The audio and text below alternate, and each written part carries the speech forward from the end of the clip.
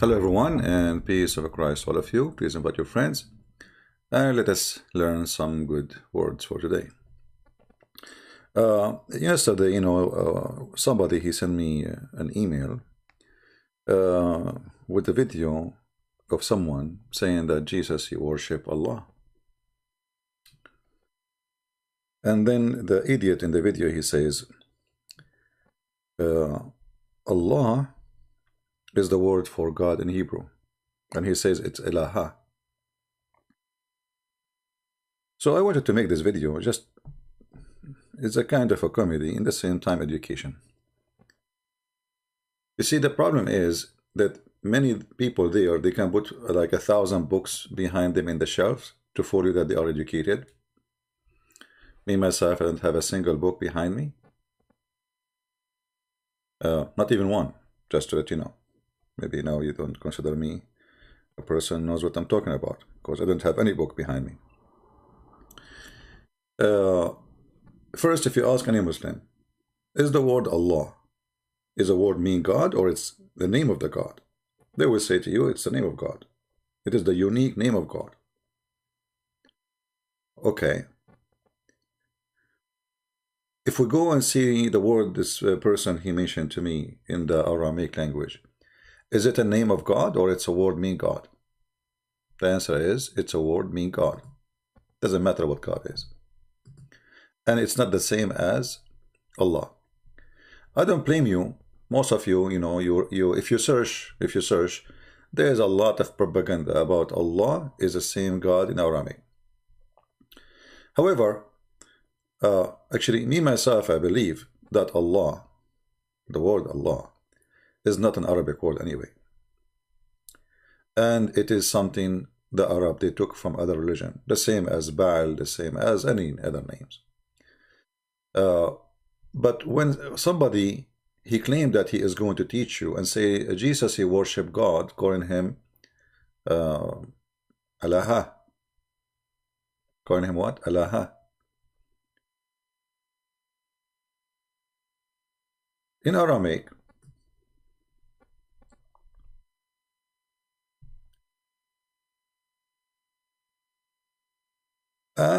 this is just some website, just showing you from a website, not I mean nothing really official, but just to show you how people they can fool you. Allah, okay, and then the same word is ilah. The last letters, those are a sound. It's like to make it a sound of holiness. It's not even a part of the word. So what is the real word? If we go, let us check a little bit.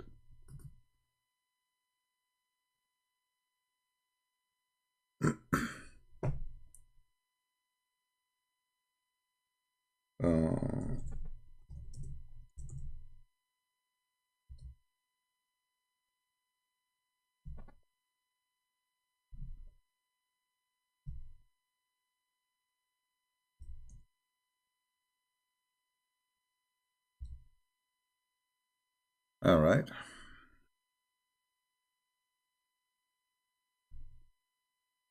Just to show you what you will find in the internet and why sometimes people they get confused, because it's not your fault. People who they are supposedly trying to teach you, they are the one who deceiving you.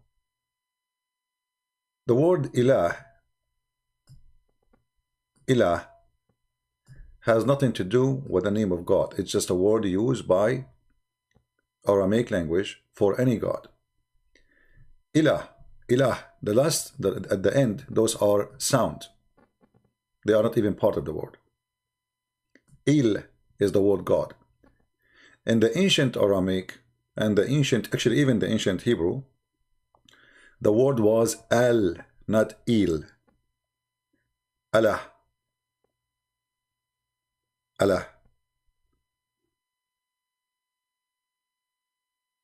If you go in the Bible, you will find the word Il, as an example, Gabriel, Israel. All those names, they used to be Gabriel, Israel. Let us find you some reference. Give me a second.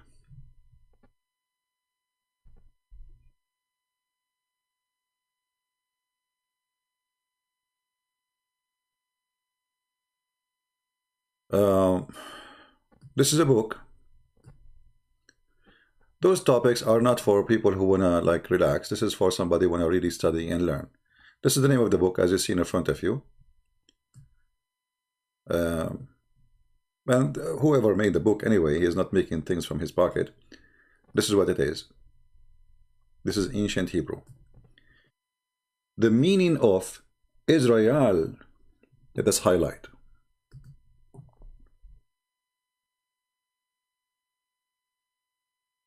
Israel,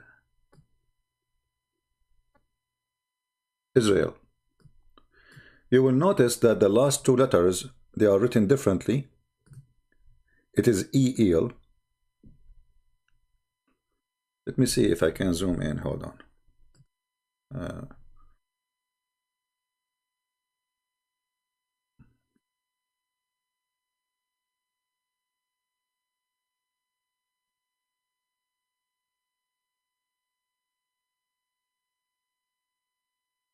All right, I think this is better. So you can read it better. All right. If you read from the beginning, it's speaking about the God of the Jews and how the language work. All right. And then here it says, it come to here.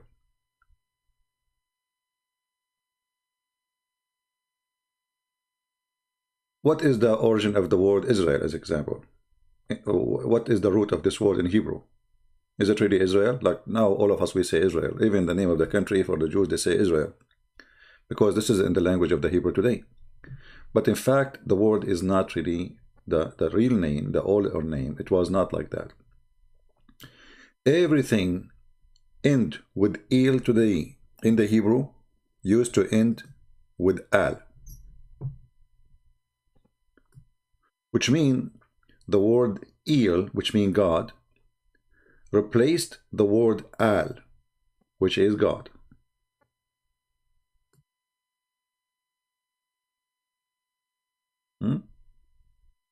So when they say Allah, Allah, he is saying God. This is not even a name. When they say Ilah, this is a word God. This is not a name. When they say Ilahi, by making E, that's my God. None of them is a name. So when you get an idiot speaking to you about the name of God, and again, I don't blame you for being ignorant if you believe what they say to you in website. Like many of them, they say Allah is coming from the word Ilah. Like here.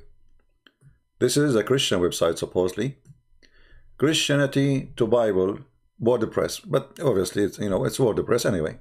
Free website.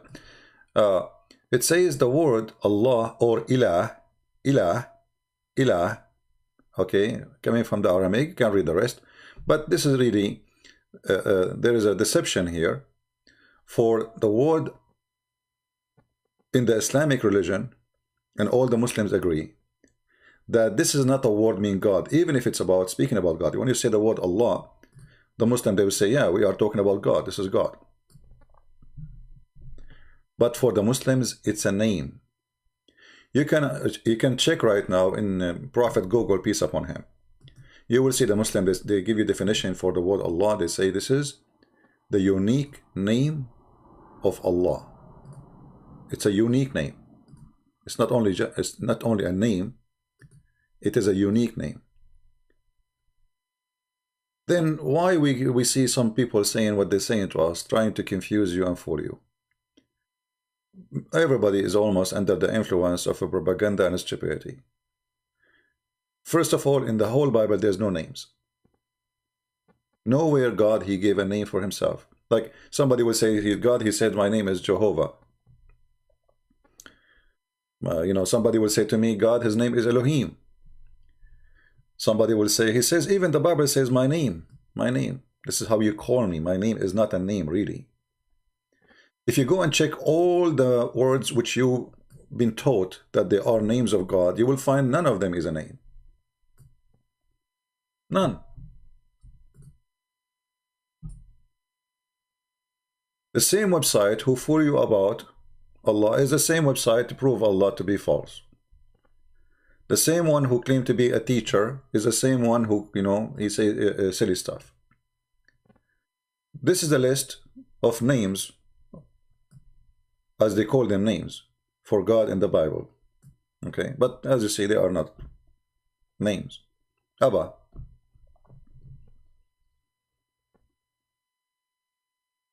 Means father. So is that a name? No. So why you are saying it's a list of names?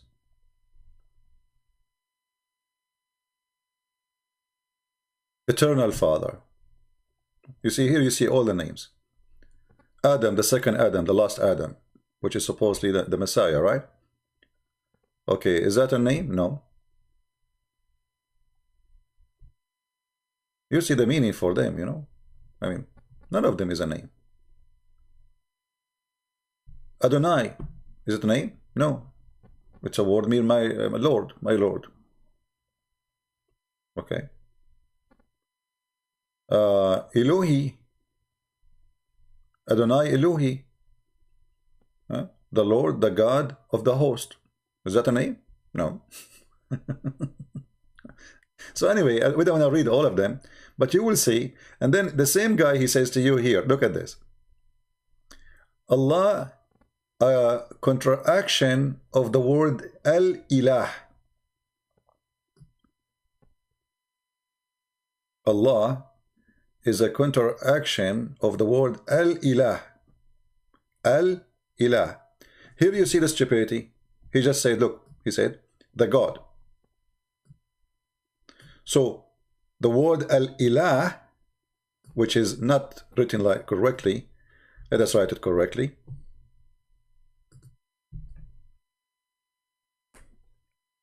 Al-Ilah.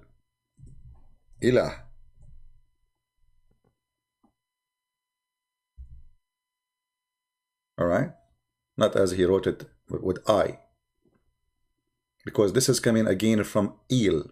He is ignorant again. So in the new language, the AL present the. In the old Hebrew, old even Aramaic, the word Al present God. Allah is coming from the old language, not the new. No change in it. Because it was a name, you cannot change it. So this word is Al-Ilah.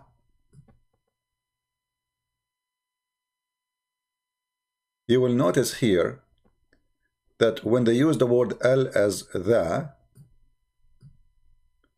and the word Il as God, which one we said the word Il is?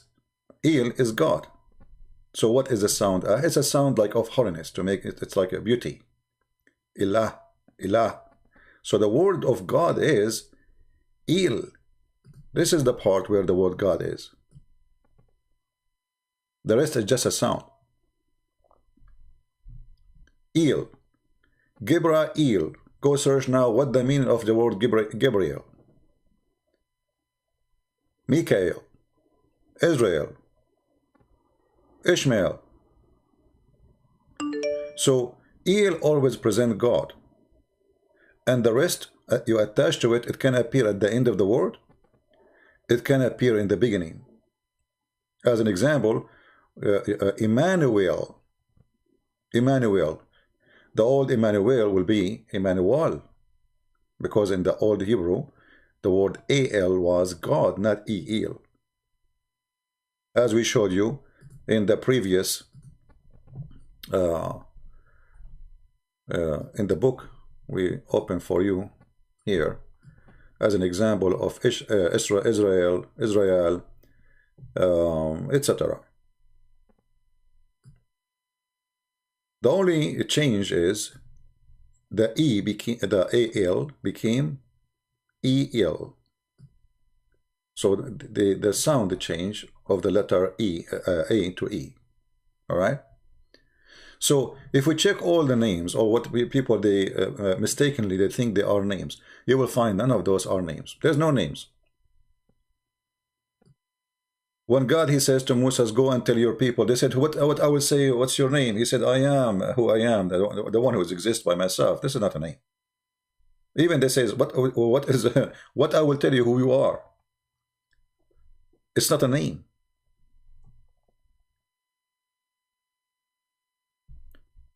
Those are not names. Those are description for God.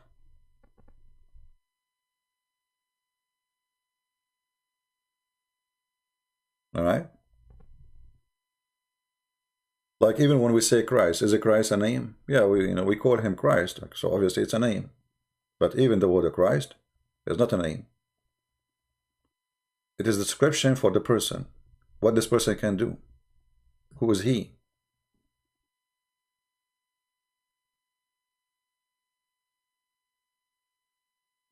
Is he the chosen one? The word Jesus, the one who will rescue, the rescuer, the savior. So even that one, you will find it end to be as not a name, but all of us we use it as a name, because that's what we call him with. But the second you call him by those words, you are calling him the anointed one, you call him the savior, you call him the salvation. You are not just, you are not really calling him by a name.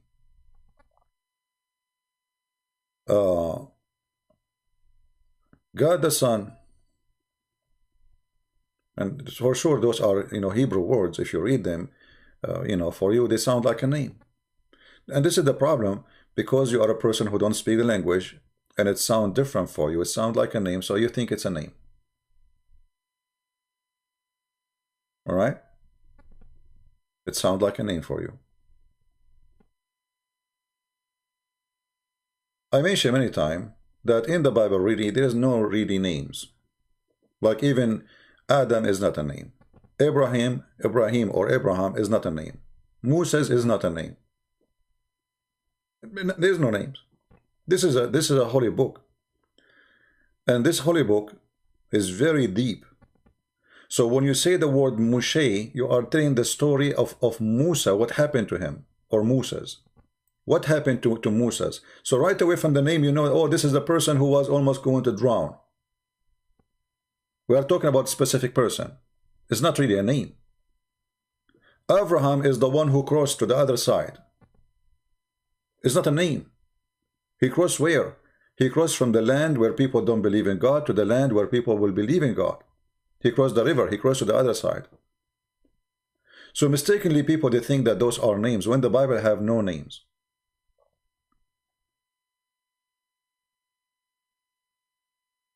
Ishmael is not a name. Israel is not a name.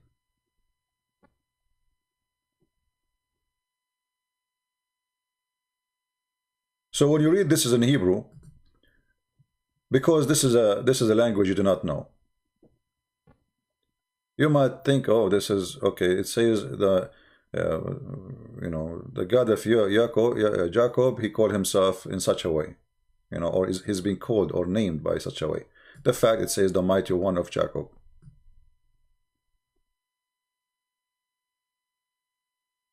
Who is my mighty one? The God I worship. The one who baptized. Is that a name? And you see here you have the pronunciation for them. So many ignorant, they go around in the bushes and they say stupid things. You can go right now, check, search what the names of God, the list of the names of God and their meaning.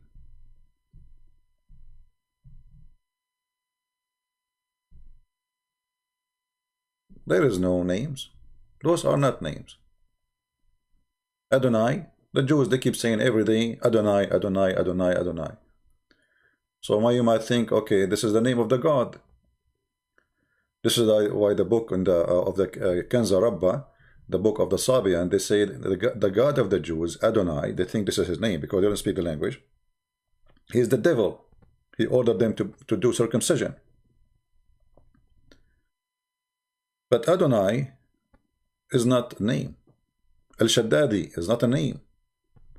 All those are not names. Don't make them fool you.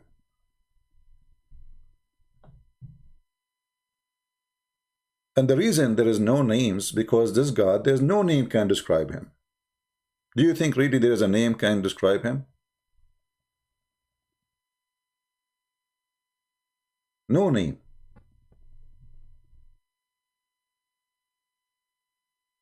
You will notice here how the word eel is coming before anything, almost. Do you see eel? Eel. Eel. Simply, there is no name. It's just a word mean God, and whatever after it, a description for this God. But eel can be a word used, you know, a God, just word mean God. Il Shaddadi, the mighty God. Okay, is that his name? Elohim, is that the name? How many of you heard people saying Elohim is the name, right? So we say yes, okay, it's we call Elohim because this is a unique word in Hebrew, and because it's a unique word in Hebrew describing certain God, which is our God, we say it's a name, but in fact it's not a name. Do you understand? This is not a name. The second you say Elohim, you are talking about the Creator. And as long as you believe in one Creator, that's mean the word Elohim is going to that Creator who you believe in him. But it's not a name.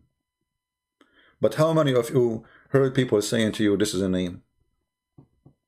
His name is Elohim. We can accept that, you know, because, okay, we can, the second we say Elohim, that's mean either I am a Christian or a Jew. Correct? So it's a unique name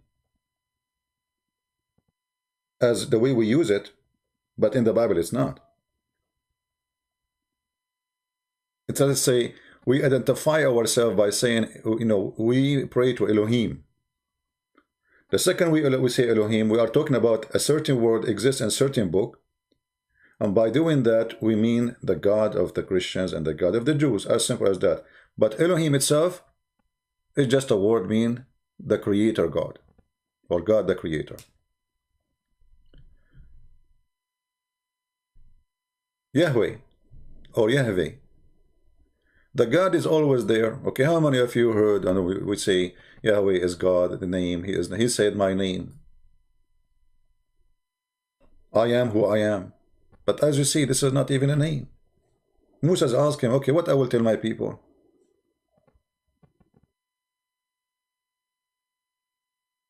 Are we listening? Because somebody saying, so you are a pagan. That's stupid of you, Johnny. All languages is coming from people before us. And we ourselves today is taking our language from people before us. So don't be stupid. So if somebody says to you, oh, the word is, let's say, eel, used to be used by people who worship different God. So who care? It's a word mean God. That's why we are saying it's not a name. But eat it like this guy, he says to you, oh, so you are a pagan. We'll be pagan if we worship Baal. That is the name of God, but we don't. All right? So many, they fool you and they give you, you know, like even there is some educated people. Let us see if we can find you some articles to help you.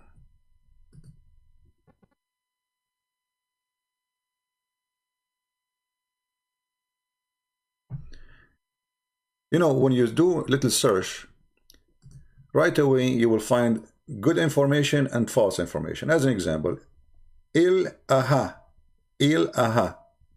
Okay. How in the world this have to do with God? Look, he says, Allah similarity, the Aramaic word for God. Allah is Aramaic word for God.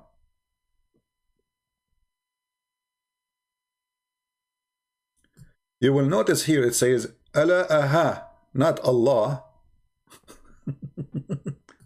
If you go in the Quran, let us go in the Quran, in the yellow page of Muhammad. And we explained that to you many times. From the first page in the Quran,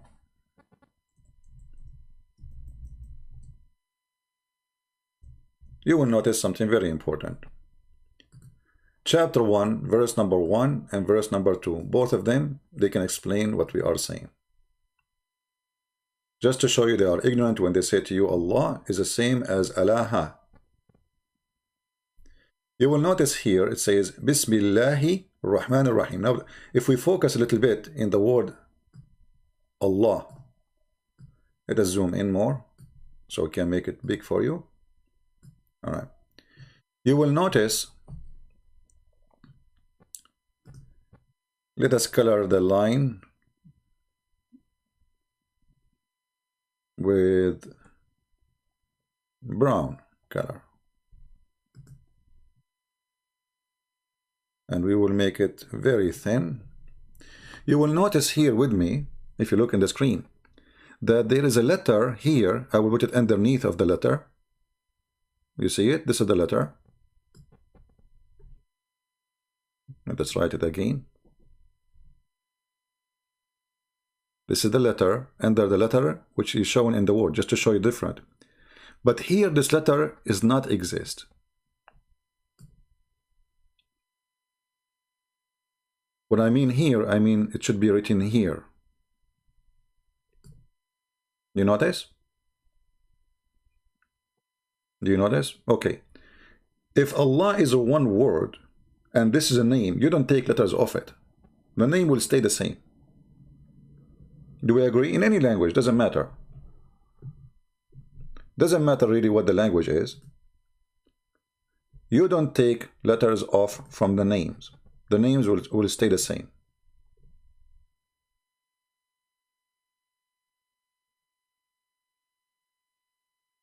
The reason the names will stay the same because they are names. They are not just a word. You cannot add, you cannot take. If my name is a Christian, then you cannot say the letter C from the beginning. That will change my name. It's not the same no more. You cannot pronounce it the same. You cannot say it the same.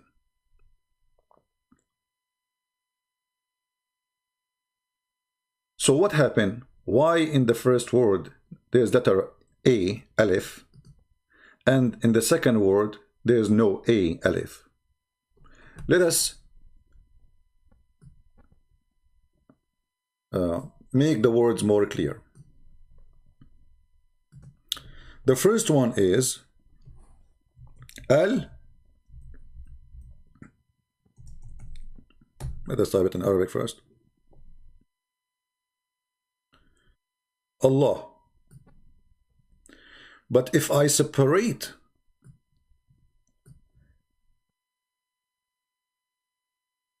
those words, we will find something else. Or let us say separate the letters. What happened? Okay. El, La. Let's make a space between them. All right. This is the word in full, but in fact, this word is not correctly written. It's Al, La. We mentioned to you and we showed you that Israel was Israel. Daniel was Daniel. Michael was Michael. Al is in the ancient language was a word mean God, replaced today by Il. So here you notice that this is Allah is A-L, Al, Lah. Okay. How we can prove it? The verse after it. Read the verse after it. It says the following. Alhamdulillah. Alhamdu mean thanks, praise, thanks, you know. Li, lah. Li, it's not Allah. It's not Allah no more. It might look for you as if it's word Allah. No, as we said, there's a missing letter. By taking that letter off, the word is changing. Alhamdulillah. Let's write it down. And I changed any Muslim to say it's not true. So, alhamdu, thanks. Li in Arabic mean to. Lah.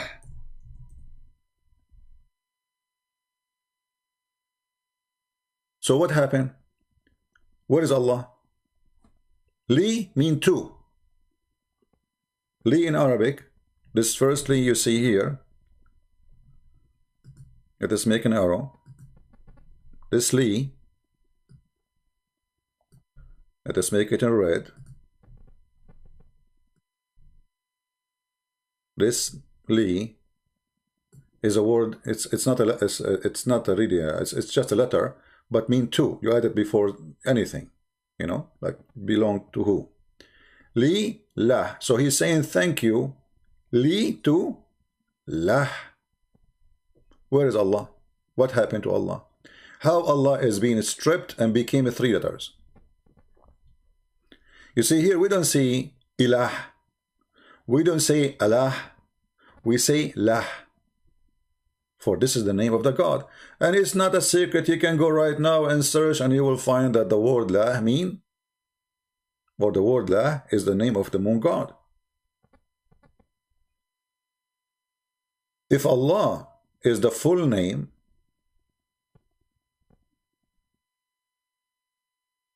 how I explain the full word? I just did. Abby, what's wrong?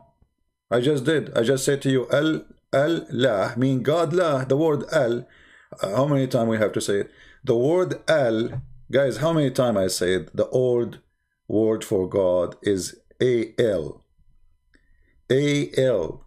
So this one here, A-L, is a word mean God. So Al-lah mean God lah.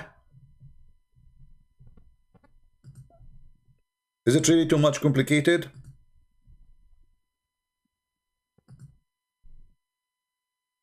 This word is A-L is a word mean God. Doesn't matter what God. Even if it's a God of the Christians. When you speak in the ancient language, you say Al, as we showed you, Israel, Mikael. Now became Il. So Israel became Israel, not Israel.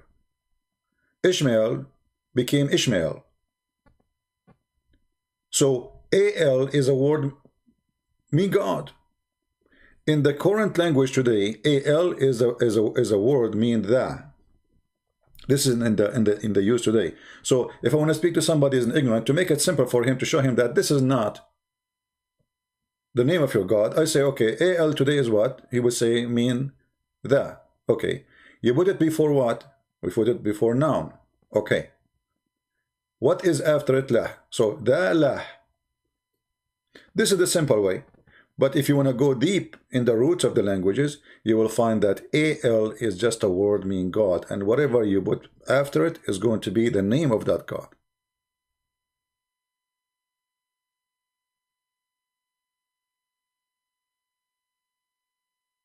Are we clear?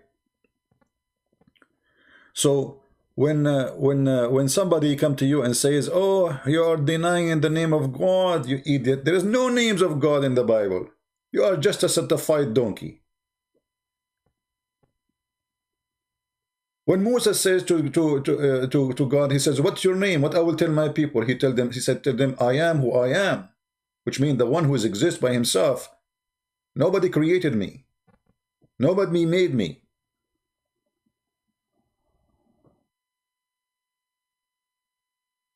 There's no names.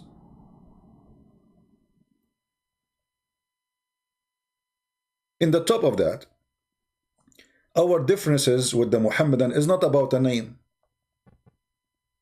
Once I was in a village, you know, in the middle of nowhere, I saw a guy, he have a Mercedes sign in the top of his car, and his car is old. I don't know what you know, it's like rusty.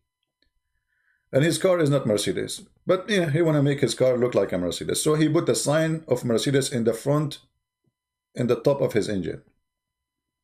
But is it a Mercedes? So if the Muslims, for the sake of argument, change the name of their God, they call him Jesus. Even Jesus is not a name. Even Jesus is not a name. Even Christ is not a name. Don't be ignorant. Do you remember the video we played for you before about secret code in the book of Genesis? Do you remember it? Genesis 5. When you read them, because this is a foreign language for you, you don't speak the language, you think those are names.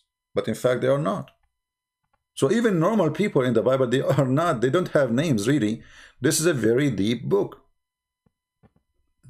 This is not Zakir Naik book. When we say the Bible, it's very deep book. Let me find you the video so you can understand a little bit more. It doesn't hurt.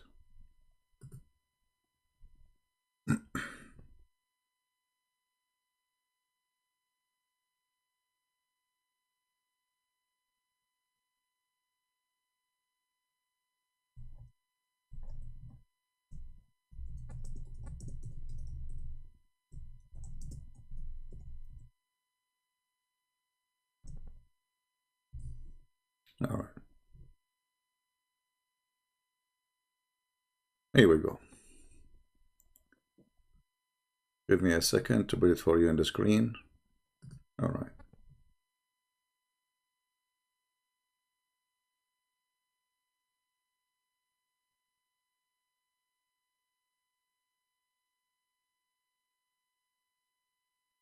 We'll do what we can there.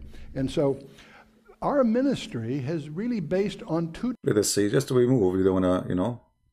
So this guy is a professional in the language, you know. This is a profession. So I'm going to show you some of those things as an example. Let's start with the riddle. We all know who's the oldest man in the Bible. Anybody? Who's the oldest man in the Bible? Anybody? Methuselah. Good for you. He lived 969 years. And yet he died before his father. Does that bother you? He's the oldest man in the Bible, but he died before his father. The one who is saying, answer my question, let me finish, and then we will say who have a question. Learn the good manner. When we finish, we say who have a question, then we can take your question. Don't post questions, you know, like as if you have a diarrhea problem. See, everybody forgets who his father was. And so his father was Enoch, right? Now, Enoch's an interesting guy. We know quite a bit about Enoch, strangely enough. When he was 65 years old, something happened in his life which caused him from that day on to walk with God, whatever that means. Okay? What happened there? Something else you need to understand. The flood of Noah did not come as a surprise. The flood of Noah was preached on for 4 generations.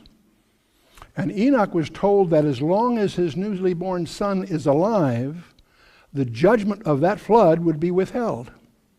And that's why he named him Methuselah. As you analyze that word in the Hebrew, it comes from a root, muth, which means his death. It occurs 125. See how smart, intelligent, educated people speak? You see how the Bible works? It's not just a guy, he called his son a name. Like, okay, my wife, she gave birth. So the Bible is different level of books.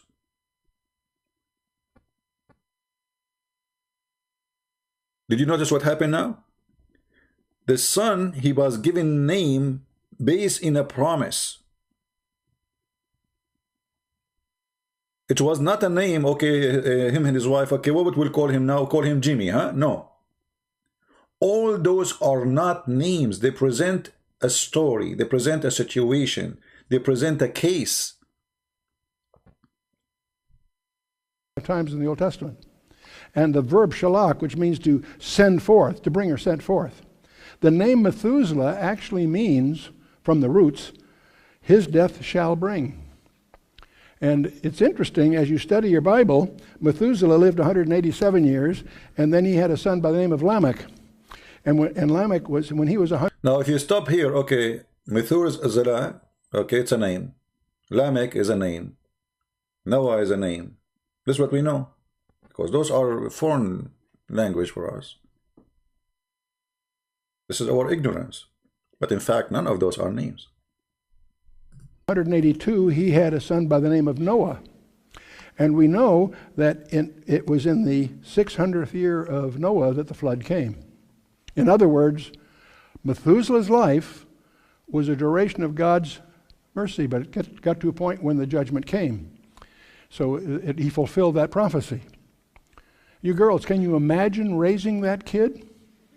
Every time he caught a cold, the entire neighborhood would go into panic. As long as he's alive, everything's fine. But when he died, the flood came.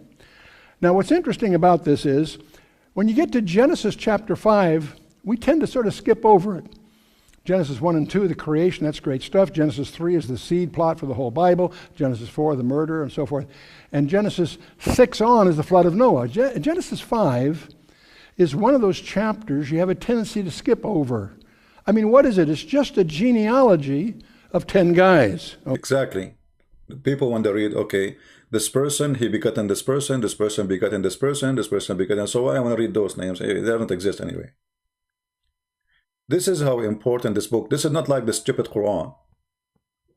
Speaking about the ant, she told the ant that Suleiman is coming. This is not the flying carpet. This is how deep this book. So what those names are presenting for us, and why they are even there, why we need to know about them. It's just okay, who begotten who? No. Listen carefully. Okay, Adam, Seth, Enosh, Kenan, Mahalalel, Yared, Enoch, Methuselah, Lamech, and Noah. The problem with Genesis 5 is that it's not translated for you. Most of us are operating from an English translation. In this case, those names are transliterated. The meaning isn't there. It's an approximation of how they pronounced it. See? Do you see? They told you how they pronounce it, but they did not tell you what. Those are not really names. You know, Noah.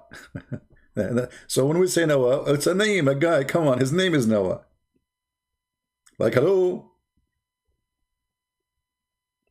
There's no translation. Why would there's no translation? Because supposedly it's a name. How are you going to translate a name?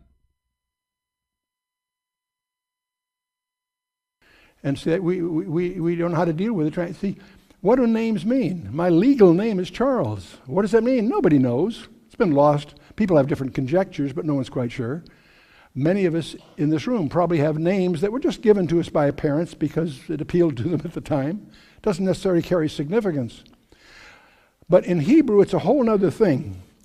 Many of you may not realize that Hebrew is the only language that's sememic, not just phonetic. Most alphabets are phonetic. They lend insight as to how you pronounce a word. Hebrew is unique in that the original Hebrew, the Paleo-Hebrew, symbolized a concept, not just a sound, a meaning. The first letter was written sort of like an oxen's head. It represented strength or first. Aleph, that's what it originally meant. After the Babylonian captivity, Hebrew adopted a boxed form that we see today. It's lost its roots from its original Paleo-Hebrew. See the Aleph, you see, I mean, look how deep things can go. Even the letter in the language is not just a letter. So the Aleph, the Alpha, present what? Present the strength. Very strong. Present the beginning at the same time. So the let us say the amazingly statement is even start with the letter. And Hebrew department of the University of Arizona pointed out to me that if they teach the kids the Paleo-Hebrew letters, which will remind them of the meaning of the letter, they can end up, that takes maybe an hour to learn, they can read about 80% of Hebrew, because Hebrew verbs especially, but Hebrew words are based on a 3-letter root. And if you know the alphabet, the meaning of the alphabet, you can know what the word will mean. The Aleph there typically means first or strength, or leader, if you will. The second letter is Bet, originally written like it is on the left. Today it's written a little differently, but that Bet represented a house or home. And Bet, that's what it means. It means house or family.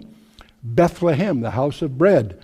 Bethel, the house of God. See, Beth The letter itself carries meaning. It's a sememe, not just a phoneme. And so if you take an aleph and a bet together, that's the first or the leader of the house. Who's the leader of the house? Do you remember? We just showed you that the Hebrew, they call God Abi or Abba. Abba. Abba. You remember? It's not just it's coming from, the alphabet is about God. Even the alphabet itself is about God. That's their name for father, you see. Abba, father, okay? And if you take the letter He, which is a breath, like an open window or two arms reach up, the word He is a breath or spirit, if you will. If you put a He in the middle of the word, it represents the essence of that word. And if you take, it comes from hands lifted up, what have you. So it means behold or revealed or wind or spirit. Breeze, wind is a He. And so if you take the Ab, the Aleph and the Beth, put the He right in the middle of it, that gives you the essence of the Father. You following me? Mm-hmm. What is the essence of the Father? It's the word is love. Wow, see? Look what we were talking about. Look where we end. Do you see? Look, we are talking about letters, about the alphabet, just the alphabet. We are not talking about something else. We are just talking about the alphabet. The alphabet in themselves is to praise God, to describe God.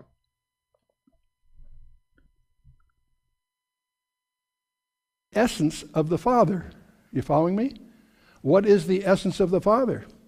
It's the word is love. Ahab is the Hebrew word for love. See, the point I'm trying to get across is in the Hebrew, the letters themselves carry the meaning, not just the sound. And that's why if you understand that, you can generally infer the meaning of the word from the structure of the letters. And so now remember Abram and Sarai, I should say, changed their name. When God changed the name, what he did was, he added a He in the name. He inserted the Spirit of God in their lives. Did you notice what the He mean? Did you remember it said it's a holy? You add like a sound of Allah, Allah, Allah. You see what the H? You remember? We just mentioned to you. So AL is a word mean God. What is the H? The Ha. And Abraham became Abraham and so forth. Let's see, even Abram or Avram, the one who passed across the river, became Abraham. He was not Abraham. He was Avram or Abram.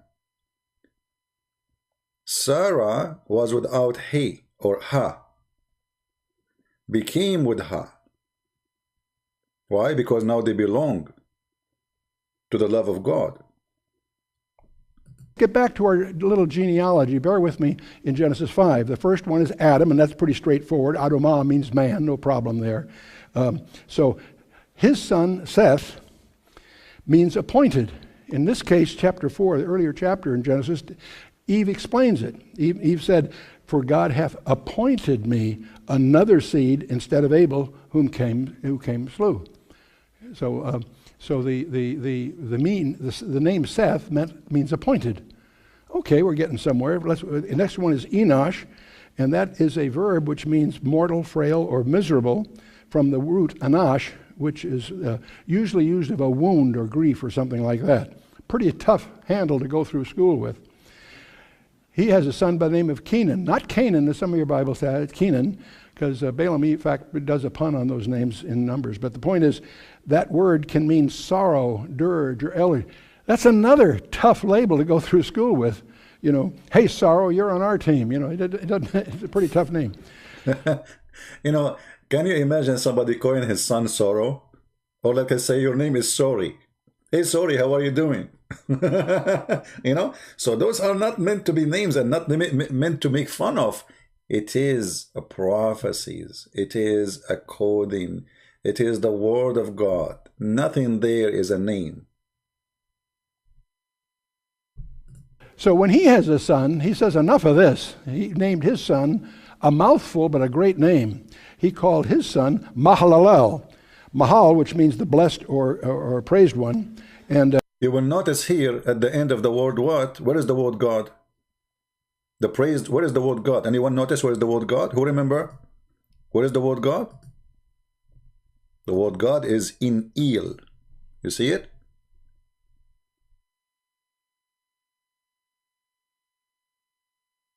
So this part means praised. And where is the word God? At the end. So El can be added at the end, like here, or Emmanuel. It can be in the beginning, in the front of the word. Doesn't matter where you put it, either in the end or in the front. It is a word mean God. Because you might say, okay, where is the word God here? Because what we see only one word, right? And this is why some people are confused. They think it is connected. It is two words. Let us continue. I will pause the video and I encourage you actually to download this video, post it in your channel if you have any. El, of course, the name for God. So Mahalalel, it's a mouthful, but what it means is the blessed God or the praised God. So far, so good. Now his son is named Yared, which is a verb meaning to come down, and there's a whole story behind that I'll spare you for this particular discussion. And he has a son by the name of Enoch, which we mentioned already, but what does the name Enoch mean? It turns out it's an academic term. It means commencements or teaching, if you will. And Enoch, of course, as I said before, had a son by the name of Methuselah, and of course that was his death shall bring, and that was the year when he dies is the year the flood came. We went through that. He has a son by the name of Lamech, and this is a case where the root is still available to us in our English. The root there, we see it in lament or lamentation, and Lamech means despairing. It's a root that implies despairing. And Lamech has a son by the name of Noah. How many of you have heard of Noah? I have about 60%, Graham. That's very... Okay, I'm kidding, of course. Okay, Noah. So it's derived from the Hebrew word nacham, which means to bring relief or comfort. In fact, comfort or rest is what the term implies. And in fact, his father says, he calls his name Noah, saying, the same shall comfort us. The name Noah means comfort or rest. Okay. So this is the name of Noah. You see it? Noah is not a name. It's a prophecy about what would happen with this person. You notice? Each one of them, his name turned to be not a name. Not a single one, including Adam. So you've been with me so far. We have a genealogy here then of 10 people. Adam, Seth, Enosh, Kenan, Mahalalel, Yared, Enoch, Methuselah, Lamech, and Noah. Let's not transliterate it, let's translate it. What do those names mean? Well, Adam means man. Seth means appointed. Enosh means mortal. Kenan means sorrow. Mahalalel means the blessed God. Yared means shall come down. Enoch, teaching. Methuselah, his death shall bring. Lamech, the despairing. And Noah, comfort or rest. Man's appointed mortal sorrow. But the blessed God shall come down, teaching that his death shall bring. Whose death? God's death. Man is appointed mortal sorrow, but the blessed God shall come down, teaching that his death shall bring the despairing comfort or rest. Aren't you astonished? Isn't it amazing? The blessed God shall come down, and his death, his teaching, his death shall bring despairing comfort, rest. So when they say to us, where is Jesus, he will come? Where is Jesus, he will die in the Old Testament? It's in front of you from the beginning of the book. The names in the book, they witness to Jesus.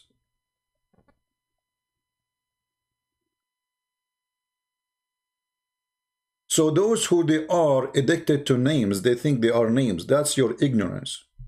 You are just a fool. And the stupid person, he sent me even an email saying the F word to me. This is how filthy some people are, trashy, ignorant. This is the difference between listening to someone is educated and someone is ignorant. Let me copy the link. How many of you will promise to download the video and share it in your channel? This is a video it's worth to be seen by as many as we can. And actually, if you are a person who speak a language like, I mean, your country different language, I encourage you, please, if you can make a title, let's say a subtitle for the video, so people they can watch it and they can learn. I just posted the link. If you are interested to download it, feel free. Now, who is the Muslim who, or the person who said a Christian prince, he lied yesterday? Where are you, my friend? We are done. We are here for you. Where is the guy? He said the Christian prince, he lied yesterday. Only yesterday I lied? The day before it, no? For you? Whatever Christian prince he says to you is lying. We know that story. Where are you?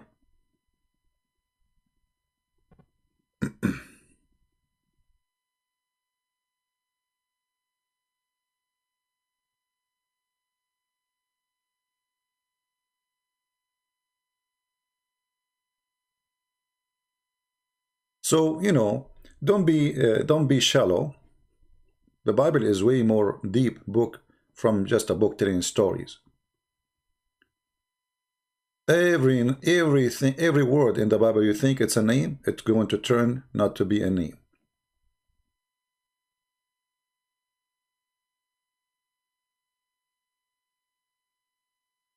Right?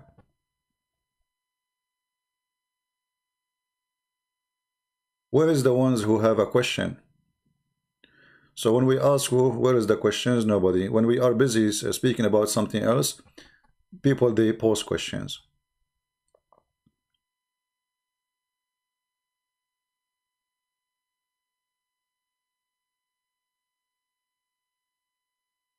Where are they?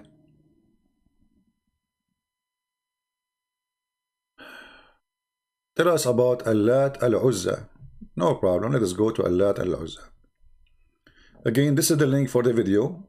Please download and share.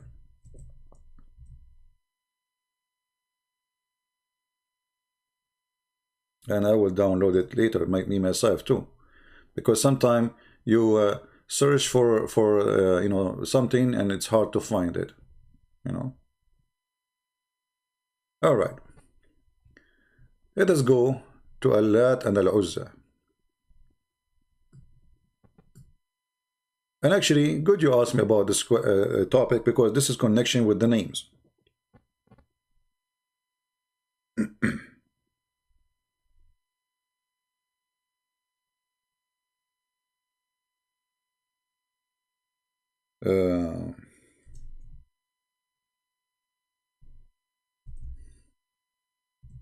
Let us see.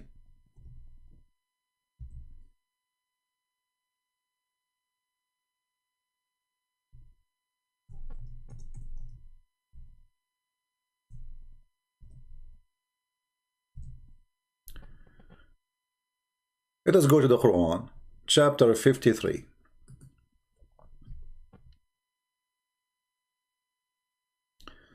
In this chapter, you will see the Quran mention clearly the names of the goddess.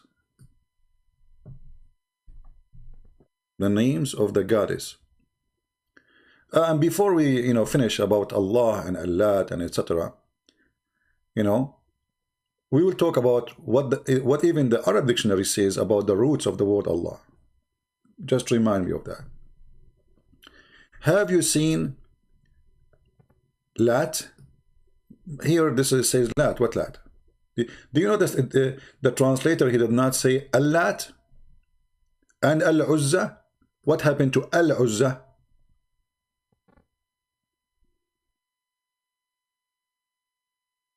Change the translator, you will find different written words.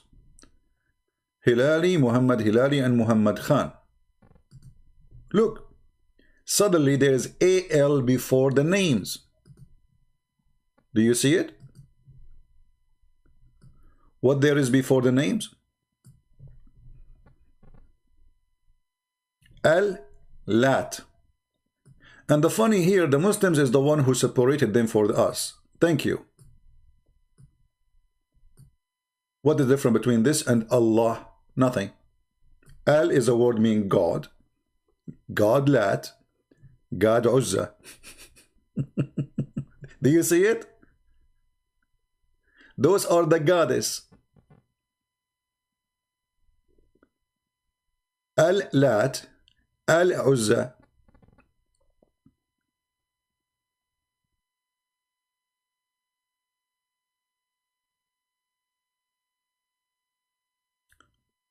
And here they did not say the word Al to Manat, because already he repeated the word God twice. So the third one do not need to say and Al Manat. For simply, it's the same. It's God, the goddess. It's heavy. So Al-Lat, Al-Uzza, who are they? They are the daughters of Allah. Question. What is the root of the Arab? What made the Arab believe that Allah have daughters? It must be coming from somewhere, right? Any Muslim can tell us? Let me open my Skype, my Paltalk. Give me a second. And by the way, I'm frozen cold because my heater is off. That's why I was late actually. I was trying to heat the house before I start. My heater is from the rusty time of Muhammad. So when you turn it on, it makes a lot of noise. You think there is like a truck inside the house. Let us open Paltalk. All right. If there is any Muslim who tell us why and what made the Arab think for a second that Allah have daughters.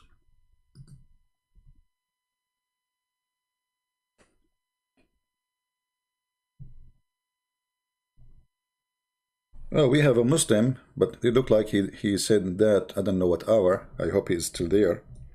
His name is Ahmed.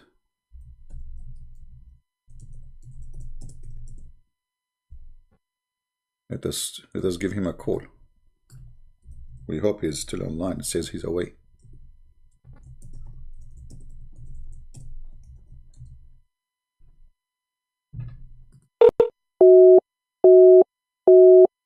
Oh, he is not online, sadly. Let us see another one.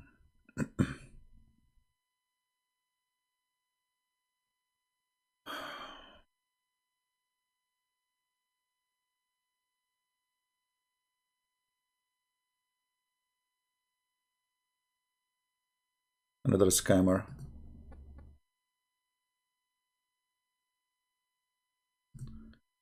Let us see this one. God bless you, CP. Please don't send me those things. I am Muslim. Let me address your question about Allah. Ah, okay.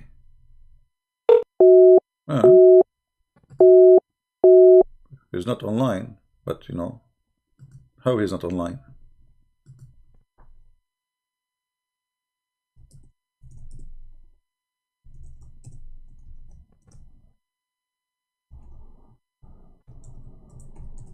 And he just sent me the message.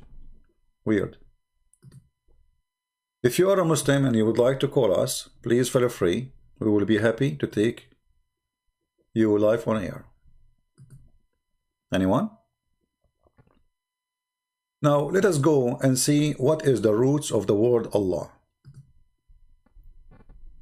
Is it what those ignorant people they say? And surprisingly, I'm going to show you what the Muslim books says. Not me.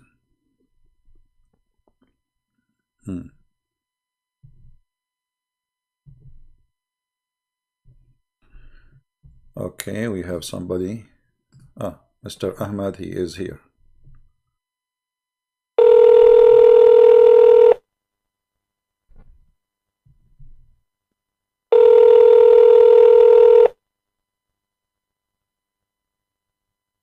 Let's hope he will answer. Hello? Okay, we have some. Hello? Can you hear me? Yes, I hear you, my friend. You are live on air. Are you listening to us on YouTube? Do you know the topic? Yeah. I know the topic, but I actually called to ask about a question about yesterday's topic, if that's okay. Question about what? Yesterday's topic. No problem. Go ahead. Okay, so it's about, because I actually saw the whole thing yesterday, so I don't know about this topic. So I'm asking about the first 5 minutes, which is أو كظلمات في بحر لجي يغشاه موج, if you know what I'm talking about. Okay, so I would like to understand, because I did my research. You said in the explanation that if the Quran is preserved, then why the word deep does not exist in the Arabic verse? So this is what you said exactly, and I'm quoting you, by the way. So I actually went to Arabic dictionary, and I said, hold on. And I said, if the Muslim they say that the word laji mean deep, correct? I said that too, right? Yeah. If they say the word laji, yeah, you said for the sake of the argument. You said for the sake of the argument. No. I said in one of the meaning. My video is there. If they say one of the meaning is laji, the video is still there. Is deep. Yeah, I know. You said for the sake of the argument. So when you quote me, quote everything. Don't quote just only what you like. Go ahead. Yeah, you said, but you interrupted me. I was actually gonna say you said also for the sake of the argument. So I went to the Arabic dictionary. For the sake of argument, I said one of the meaning. I said one of the meaning is. So is one of the meaning is. Go ahead. Yeah. So one of the meaning in the Arabic dictionary for laji is deep. So it actually can be deep for the word laji. That's what I said. If you said for the sake of the argument, even if we say the word laji is for deep, we have another issue. So the word deep if they can say be in the, for the in the word dictionary, in the dictionary. Okay, let's go. You see, first of all, have you ever seen a sea is not deep? What? Have you ever seen a sea is not deep? What do you mean? I'm talking about the verse. I'm talking about the verse too. It says Bahar. Bahar means sea. Yeah. Okay. Have you ever do you need to say deep sea when the sea is deep anyway? Does it say? Sir, we are not talking about the obvious. No. We are talking about. No, hold on. It says Bahrain Laji, which means a crazy wavy sea. Otherwise, if you are saying that this, it doesn't mean wavy only. My friend, it means deep too. My friend, no. If you say that, okay, let us read the verse. Does the verse describe a storm or no? No, it doesn't describe a storm. Let us see what translation you are reading from. I'm reading from Mufti Taqi. Okay, I will go there. Let me find it so we can be reading the same Mufti. Look like they don't have it here. Mududi Mufti. Can we? We can just read the verse in Arabic if you want. No problem. You don't know Arabic. I heard you. This is not Arabic. No, I am an Arabic speaker. Okay, read it for us. Arabic speaker. That's wonderful. Read it for us. Go ahead. Okay. أو كظلمات في بحر لجي يغشاه موج من فوقه موج من فوقه سحاب ظلمات بعضها فوق بعض إذا أخرج يده. Stop. So موج من فوقه. What does that mean? Go ahead. It is a reference for the darkness of the sea. We are starting from the origin, the darkness. We are going up. My friend, translate the word as it is. موج من فوقه. Translate. What does that mean? Wave on top of which clouds, then layers of darkness. So wave in the one on top of each other. How the waves of the ocean come? Wave in the top of that wave in the top of the other wave in the top of the other wave. In the top of it there is a cloud. And what kind of a cloud? It's a very dark cloud. Correct? The darkness is for the cloud and the sea. Okay, hold on. The word cloud stops. Hold on. Let us be honest. Does it say wave over wave, and then in the top of it there is dark cloud. Dark cloud. It doesn't say dark cloud. It says cloud, layers of darkness. Layers of darkness is a reference for the sea. Then one on top of each other, we are getting back to the first. The word ظلمات is coming after the word sea or after the word cloud? Both. It's coming. No, don't tell me both. Don't tell me both, my friend. It's in the sentence. Does it come after the word sahab or after the word bahar? Where is the word ظلمات appear? After the word bahar and after the word sahab. ظلمات is the reference for the bahar. Okay, hold on. Let us say that you look at the verse. Don't look at me. Look at the verse. People will laugh with us in 2 minutes. So you are saying that the cloud is dark and the sea is dark, correct? I'm not saying the cloud is dark. I'm saying cloud, then layers of darkness, one on top of each other. But as a reference for the sea, the darkness of the sea. No, but a second ago, people heard you saying the word darkness is for both. Now you take it back. No. You misunderstood me. You are the one that says for both. I said ظلمات comes after the word bahar. And it comes after the word sahab, not as a reference for it. How you know? It says layers of darkness as a reference for the bahar. Okay, let us go. I will go with you. Where in the verse it says that the word ظلمات is about the bahar, which means the sea, not about the cloud? Where it says that? I mean, how? Okay, go ahead. Easily. Okay.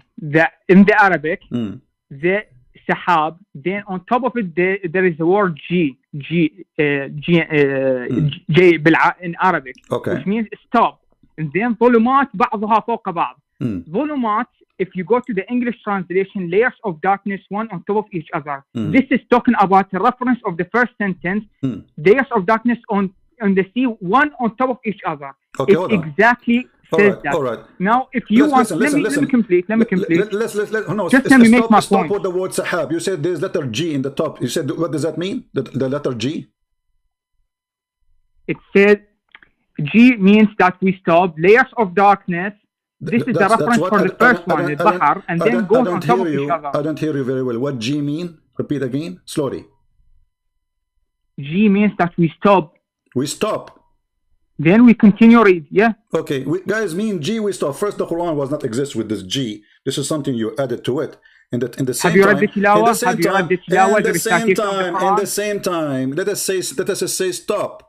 You said we stop. You are the one who said the word stop, correct? Yeah. Okay. I agree. So he continues saying darkness in the top of darkness, and then you will see it says ظلمات بعضها فوق بعض. Listen, بعضها, does it go for sahab or for the mawj? Which one of them is the, because بعضها, it goes for the mawj. How you know? Hold on. I said it 3 times. You are the one who said you stop. And the word before ظلمات is the word sahab, which means a cloud, correct? Yeah. Okay. So the word darkness come right after the word cloud, correct? Okay. So not right after the stop. It's a reference for the bahar. Doesn't matter. So now he is describing what? I mean, I say to you, there's wave after wave after wave, and there's a cloud and darkness over darkness. And here it says that the last word, you agree with me that the last word is cloud, and then the word darkness come after the cloud. So the darkness describe what you say. You say, hold on. We are talking the layer. So if I say red car, if I say the word car, in Arabic we say that like the word, they are different from English. So we say sayyara hamra, correct? So the word sayyara mean a car, and then the word red come after it. In English is different. You say that the color first, and then you say you are describing what. So you said red car. So in Arabic it says car red. So here it says sahab dark, cloud dark. So how in the world you come to the conclusion that this is about the wave, and what the connection between the cloud, and you said this is not about the stormy weather? Why he is talking about the cloud if he is talking about the deep sea? What the connection between the cloud and the deep sea? Okay, sir, I listened to you. I did not interrupt you. Let me make my point, and I will listen to you making your point. Go ahead. Good. So we have layers of darkness covered, going one on top of the other. This is the first sentence. Then comes cloud, stop. Then comes layers of darkness, one on top of each other. This is a reference of the sea. It can also be the cloud. It can also be the cloud, but it's not a reference for the cloud. It is a reference for the Bahar because it is describing one on top of each other. Then it says these darkness are layers on top of each other. This is the translation English, not me speaking subjectively. Then the second reference for my claim is the last statement of this verse. وَمَنْ لَمْ يَجْعَلَ اللَّهُ لَهُ نُورٌ فَمَا لَهُ مِنْ نُورٍ, which means that and whom God did not make light has no light. All right. Which means that this is a reference for the first one.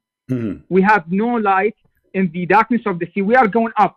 Sahab, stop. Layers of darkness describing the beginning of the sentence of the Bahar. And this is perfectly normal. There is no contradiction here. So I will let you speak. All right. So guys, this is what our friend he present to us. But look what he just did. He just confirmed what I said, because the Quran speak about the darkness, this darkness, and he connect the word cloud with it. If I am a person speak about science, all of us, we knew that even if the sun is there and there's no cloud at all, and even if you live in the Sahara Desert, and if you go deep in the water, thousands of feet, there's total darkness. So the word sahab have nothing to do, which means cloud. Cloud have no effect in the deep sea. So either you have to say that Allah mistakenly, he mentioned the word cloud because it have nothing to do with the deep sea, or you have to say Allah, he mentioned it because it's affect the darkness. So if you are saying it's affect the darkness, obviously this is not in the sea. This is on the top of the sea. That's why it says, so if he take his hand, he cannot see it. Why? Because dark. There's dark storm. Have you ever heard of a dark storm where you cannot even see your hand? Like if you live in the desert, you will see even sandstorm, what they do. So it's so dark because the cloud will make the sun disappear. This is why it says min fawqihi sahab dhulumatun ba'daha fawqa ba'd. So ba'daha as a fame word, go to what? To the sahab. The sahab is the female, not the mawj. So if we want to say the mawj, we will say, well, the mawj dhulumatahu, correct? You speak Arabic. I believe maybe you do good. So dhulumatul mawj, or sahabun dhulumatu ba'daha, not ba'dihi, ba'daha fawqa ba'd. So obviously here speaking about the cloud in the top, because there's no connection first with the deep ocean sea and the darkness of the cloud, because there's a cloud or not, still is going to be deep, dark. You cannot see anything. And here you will see if he left his hand, why the human being he live inside the sea? Do the human being. God here is speaking about a human being. Do a human being. He's a fish, he's a whale who go dive in the sea? No. So the one who is the one who will stretch his hand, it's a human, if a man. The man usually, my friend, he don't live in the sea, as I know. He can live in the top of the sea in a boat. He can live in the land, but we never saw like a person who go down in the sea and he stay there forever. So if a man he stretch out his hand, he hardly can see it. You do not need to stretch it, my friend, to see your hand. But because it's so dark, which means there's no light, it's totally isolated, even if you stretch your hand as a human, not as a fish. So what's the connection between the cloud and the deep sea? Go ahead. Okay. So first of all, I believe that, let us assume that you have read the Quran. Let us assume that. So the Quran, by the way, I'm speaking, you speaking, you might agree, you might disagree. People will judge, of course. No problem, sure. No problem. So the Quran, when you read it, it has a language in a way that it goes speaking, then go backward in the sentence, explaining it, then go forward without contradiction, just explaining the second sentence and moving on, forward, backward, like that. This is the language of speaking of the Quran. If you do speak Arabic and read the Quran, like some chapters, you would understand what I'm talking about. So this is what we know when we read the Quran. It has this language of going backward and forth, back and forth in describing the first adjective of the sentence and what refers to what. Now I told you that G on top of the sahab is a stop. Okay. Now if you say volumat alone, I agree with you. But it says volumat بعضها فوق بعض.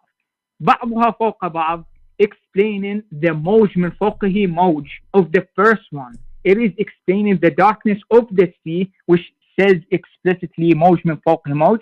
And the second one, after the stop of the sahab, it says volumat بعضها فوق بعض. So it is explaining the darkness of the wave as we go down, but we are beginning in the sentence as we are going up. This is perfectly normal as an Arabic speaker. And this confirms with the last one, saying, وَمَنْ لَمْ يَجْعَلْ لَهُ اللَّهُ نُورٌ فَمَا لَهُ مِنْ نُورٍ. It says, and God that has not made light for those who don't believe, the disbelievers, He has no light. It explains the first sentence, why it was at the last. So this is the language speaking of the Quran. All right. But now, you see, let me make one more point. But you see, just one point. Just one point. You see the word badaha?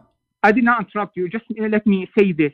No, I want you to explain it. I'm not going to talk. Do you see the word badaha? The badaha, how the word badaha goes back to the mawj. Yeah. It goes to the mawj. How? That's what I said. Is badaha fit with the word mawj? Do we say mawj, badaha badaha? Okay. Mawj min fawqihi mawj. In the translation, waves on top of each other. Then after the G, volumat بعضها فوق بعض. Even the listeners can distinguish the similarity between them. فوق بعض, بعضها فوق بعض. My friend, are you listening? You're not listening. You're not listening. In the correct Arabic language, do we say mawj بعضها or بعضه? If the word badaha goes What do you mean? I didn't get it. What do you mean? If we want to say this mawj, the word mawj, you see in Arabic we have a female word, we have a male word, we have word with which male and female, etc. So if I want to say mawj, there's mawj and there's mawja, correct? Okay, what mawja? What is the difference between mawj and mawja? I don't know. For me, there is no difference. Mawj, mawja. No, why you add T at the end? What this T? T, A, you mean A. Hamza marfu'a. What Hamzi? What Mawja? Mawja with haraka. Yeah. Hamza on top. Mawja. So if I say, okay, let's say I want to say qit, I say qitta. What is the difference between qit and qitta? Male and female. Okay, so what the difference is? Male and female. Okay, so when we add this word, when we add that letter at the end, we make it female. So is the word mawj here is a female word or male word? I don't get it. What do you mean male and female? Wave, we are talking about the wave. Do badaha go to a male word? بعضها. Yeah. It is explaining mawj min fawqihi mawj. Okay, but that's what I'm saying. Do the word talking about the layer. Is the word mawj? What layer? Where is the word layer? It says, you see, it says ba'du, even for both it says mawj min fawqihi mawj. How that explaining that? So listen carefully. Ba'duha is about each other, right? In the top of each other, correct? They are like coming. All right, but here it's coming to describe a female word, not a male, and the word mawj is not a female word. Same time, you did not. You did not answer anything. You did not answer anything. This is not the explanation. No, you see, this is your explanation. No problem. You see, I will go with you. By the way, after the my friend. The first one there is layer. My friend, actually, your call for me. I want to say thank you first for calling me. Honestly, you made my day, because look what happened. Allah, according to you, He knew about the deep sea, correct? Okay, yeah. All right. If we go 2 verses after, we will see Allah, he claimed that there is hail which is coming from mountains in the sky. So Allah the Coming from mountains from where? from the sky. You speak Arabic, I do not need to translate for you. The verse in the front of you, go ahead and read it. Okay, can you give me the reference? Where is the reference? 2 verses after, verse number 43, the same chapter. We are not jumping anywhere. We are talking about Allah who know nature. Thank you very much for calling me. So if Allah, he knew what is inside the deep sea, there's no way he do not know what is inside the deep sky. Have you ever heard of a God? He believed that there's mountains of hail, and this is where he break hail from it and he sent it down to earth. Yes, where is the verse? I just I'm trying to see where you are quoting exactly. This is the first time that I'm hearing verse number 3. Verse number, sorry, 43. Just 2 verses after. 43? Yeah, 3. Wait a minute, let me open it. The verse we were talking about is number 40. If you go verse number 41, then verse number 42, then verse number 43, you will find the verse which is funny. So Allah is scientist. Allah, he knew according to you what is inside the deep sea. Christian Prince, he got it wrong according to you. Can you accept that Allah, which I did not, Allah is an ignorant? How does God, he knew what is inside the deep sea? That it's very We're talking about the deep sea. The deep sea, you just said. Listen. There is no problem with the deep sea. So now you're bringing another. Let us not go backward, forward, talking over each other and mean nothing. You made your statement. I made my statement about the deep sea, and people will laugh. Now, exactly. Let's not talk about another. No. Wait. I know what you mean by don't run away, because if Allah, he knew the deep sea, he should not run away. Okay. So okay, read the verse. What kind of God he do not know where the hail is coming from? I'm trying to open the verse, sir. All right. I thought the verse in front of you, you are reading for me the same chapter. Why you need to open it? No, I'm not reading the whole Quran in front of me. I'm just preparing this question and going. I'm discussing this question, not the question. My friend, it takes 2 seconds to open it. Search in Google, Prophet Google, Quran 24, verse number 43. Why is it going to take forever? Quran 24 verse 43. Okay. Look like you do not know what verse you know that I'm living in a Middle Eastern country, sir, so the internet might not be as your internet was fine talking to me until now. Yeah, now it's slow to open a verse. Just give me some time. Okay. Alam tara inna Allah yuzji sahab. Yeah, this one? Yeah, exactly. Okay, so what is your claim? Now I'm reading it. My friend, you said you were watching my video yesterday. And I mentioned that right away when I mentioned that. So how come you did not hear it? So I do not need to explain it. It says here that وَيُنْزِلُ مِنَ السَّمَاءِ مِنْ جِبَالٍ فِيهَا مِنْ بَرَدٍ فَيُصِيبُ بِهِ مَنْ يَشَاءُ. Translate. I'm listening. You speak Arabic, you speak English. I am the one who do not know. You are the one who teach me. I'm listening. Go ahead. Okay, so it is verse 43. Alam tara inna Allah yuzji sahaban. So do you not realize that Allah drives the clouds, then joins them together, then turns them into a heap, then you see the rain coming out from their midst. He sends down from the sky mountains of clouds having hail in them. What mountain in the cloud? Read Arabic and translate. Are you reading the fast translation? Are you fooling me now? I'm reading the Mufti Taqi Usmani translation. Your Mufti is a big fat liar. You speak Arabic, you do not need a translation. You translate. Read for me the Arabic. Oh my God. A second ago, you want to teach me Arabic, right? Do you want me to read it in Arabic or English? Yes, read it in Arabic and translate. You translate. Don't use Mufti. The Mufti is a shish kebab, is a hummus, and you have to agree. He's lying. There's nowhere it says here. Yes, you will get him. You will get him busted yourself. You yourself, you will do it. Go read the verse and translate for me. No one can determine that. This is subjective. This is subjective. No, not anyway, subjective. No. Because when you add words like a cloud, you are lying. Do you agree? If there's a word, a cloud there. What was that? When the translator he add the word like a cloud, it is a lie, because it says وَيُنْزِلُ مِنَ السَّمَاءِ مِنْ جِبَالٍ فِيهَا. Where is the word a cloud?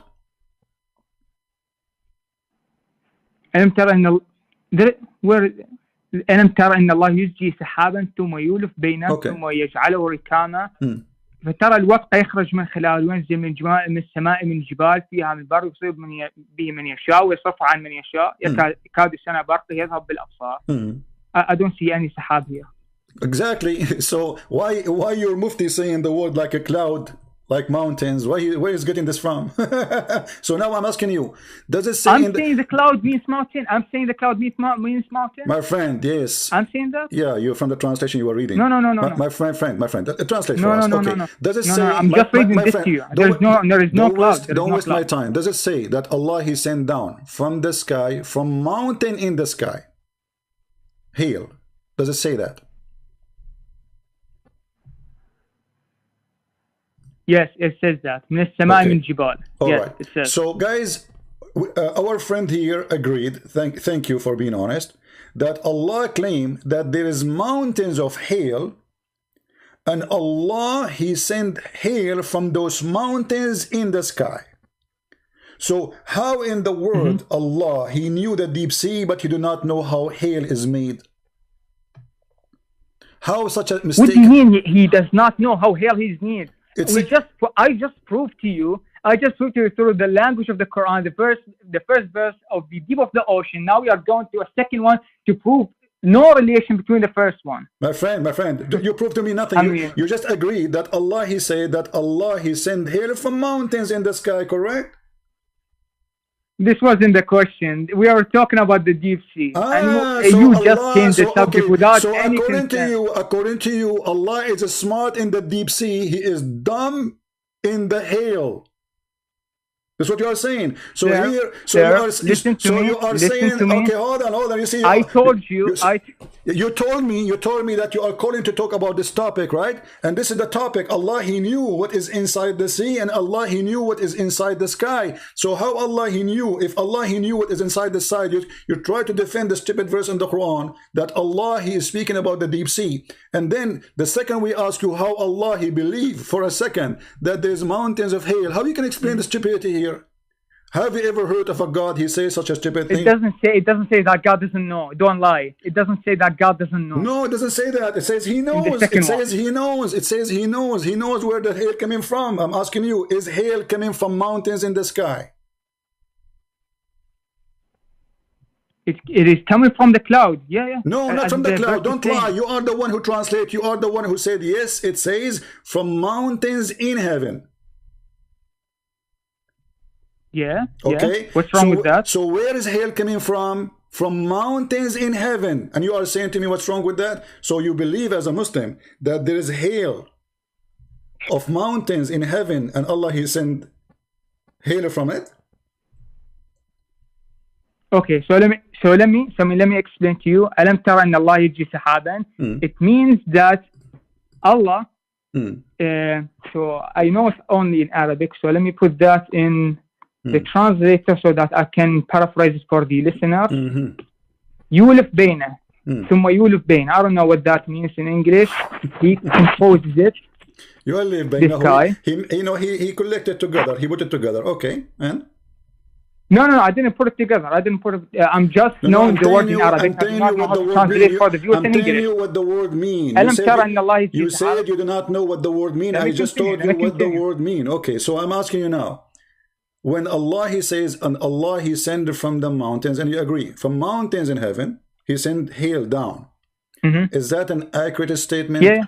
Or it's a stupid statement?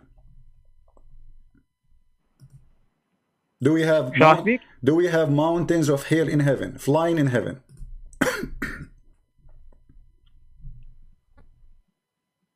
I'm trying to open the verse. وينزل من السماء من جبال فيها برد. Where is it? Yeah. So here, the mountains here, about it's in the context is cloud. It means in the second one. Okay, hold on. No. Okay, hold on. The replacement of the second one. You see, let me get you busted. Shall I show you the interpretation for the verse? Do the Muslim interpret the verse? Are you a scholar in Islam? Are you a scholar?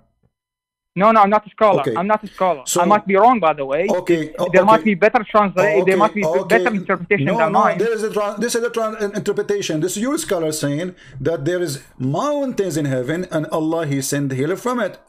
And I can show it to you in Arabic. I can show it to you in English. Like as an example, this is Al-Jalalain. This is who? Al-Jalalain. This is not me. It says here, and He sent down from heaven, from the heaven, out of mountains. Do you see it? There's mountains in heaven. Yeah, but the mountains, here it is in the reference of the clouds. Let us get you busted. Let us get you busted. This is Al-Baghawi and this is Ibn Abbas describing and telling us what happened. Read for me. I will put it in front of you. وَيُنْزِلُ مِنَ السَّمَاءِ مِنْ جِبَالٍ فِيهَا مِنْ بَرَدٍ يعني ينزل البرد من صلة وقيل معناه وينزل من السماء من جبال أي مقدار جبال في الكثرة من البرد. And then he continues saying, and they say وينزل من السماء جبال من برد. But this is not what the verse saying. The verse saying ينزل من السماء من جبال فيها. وقيل معناه وينزل من جبال في السماء تلك الجبال من برد. عن ابن عباس رضي الله عنه. The jibal, it is in the meaning of the context of the something which is big. So he brings from the sky. My friend, it's a clear. Okay, I want you to translate. What comes from the sky is something as big as the mountain. Okay, let us translate. You translate to me. I will read the word. You just told me I don't like translators. You just told me I don't like translators. He's a homo or something like that. I want your translation. معناه وينزل من الجبال في السماء تلك الجبال من برد. Translate. Yeah, I just explained 2 times. If you want the first time, okay. No, can you translate? So من جبال من برد. Can you translate, my friend? Don't waste my time. Can you translate what Ibn Abbas said, please? This is Ibn Abbas. This is not me. I don't care about the Abbas. I'm giving you the dictionary. I'm giving you the Arabic dictionary. Oh, so Ibn Abbas is a stupid person. He do not know what he's talking about. No.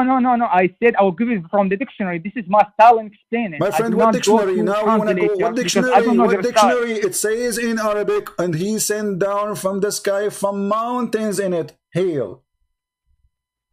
And you agreed. The hail. Of mountains of hail, mountains here in the Arabic. It doesn't say mountains of hail. It doesn't say. It doesn't say. Listen. First, it doesn't say mountains of hail. That's funny. It says min jibalin fiha min baradin. So He sent it from where? From mountains. What He sent from those mountains? Barad, which mean hail. Correct? No. It says من جبال فيها من برد. Okay. It's من جبال منها من برد. Okay. Why you don't want to translate? Why you don't want to translate? Why you don't want to translate what Ibn Abbas is saying? Is that the problem? No, I'm giving you the translation from the dictionary. What jibal is in the context of the What dictionary? We are reading the interpretation. Tell me what Ibn Abbas said, please. He said معناه وينزل من جبال. I don't know, you tell me. Huh? I don't know, you tell me. Well, you don't want to translate. You are good in Arabic, you are good in English. It says here, إِنَّ فِي السَّمَاءِ جِبَالٍ مِّن بَرَدٍ. Translate to the people. من جبال. No, there's no جبال, من جبال. Don't lie, read it in front of you. إِنَّ فِي السَّمَاءِ جِبَالٍ. It's in front, ينزل من السماء من جبال. Hold on, read. Why you don't read? What's the problem? Why suddenly you don't know Arabic now? I'm reading. وينزل من السماء من جبال. No, read for me. Read it. Okay, guys, وينزل من جبال في السماء. No. ينزل من السماء من جبال. It's the other way around. My friend, read it. Are you blind? I'm reading it. I read it. I just read it. Okay, it says here وينزل. Shall I use Google Translation and get you busted? No. Use the Arabic dictionary. So, what dictionary? What's wrong with you? Read the words one by one. It says here, إِنَّ فِي السَّمَاءِ جِبَالٍ مِّن بَرَدٍ. Translate. What does that mean? من جبال. Where is the word? Where is the word min? Let me zoom more. It's in front of me. Okay, hold on. It's in front of me too. Here it says, where is min, my friend? You're talking about the verse, right? I'm talking here about the interpretation. It says, Inna fi samai jibali min barad. What does that mean? Translate. Min jibal fiha min barad. Don't be a child. Can you translate the sentence of Ibn Abbas? Yes or no? I just did 3 times. You're the one who is not accepting. No, you did not. If you ask me for the first time, I will be Inna fi samai jibalin min barad. A small sentence. Translate. Inna fi samai jibalin min barad. What? Translate. Go ahead. This is not what the verse. You're just quoting this correctly. ينزل من السماء من جبال فيها من برد. My friend. It's in front of me. I'm reading. وينزل من السماء. Thank you. He is sending from the sky. Okay, what is in the sky? From mountains in it, correct? From mountains فيها من برد. Okay, so what's in the mountains?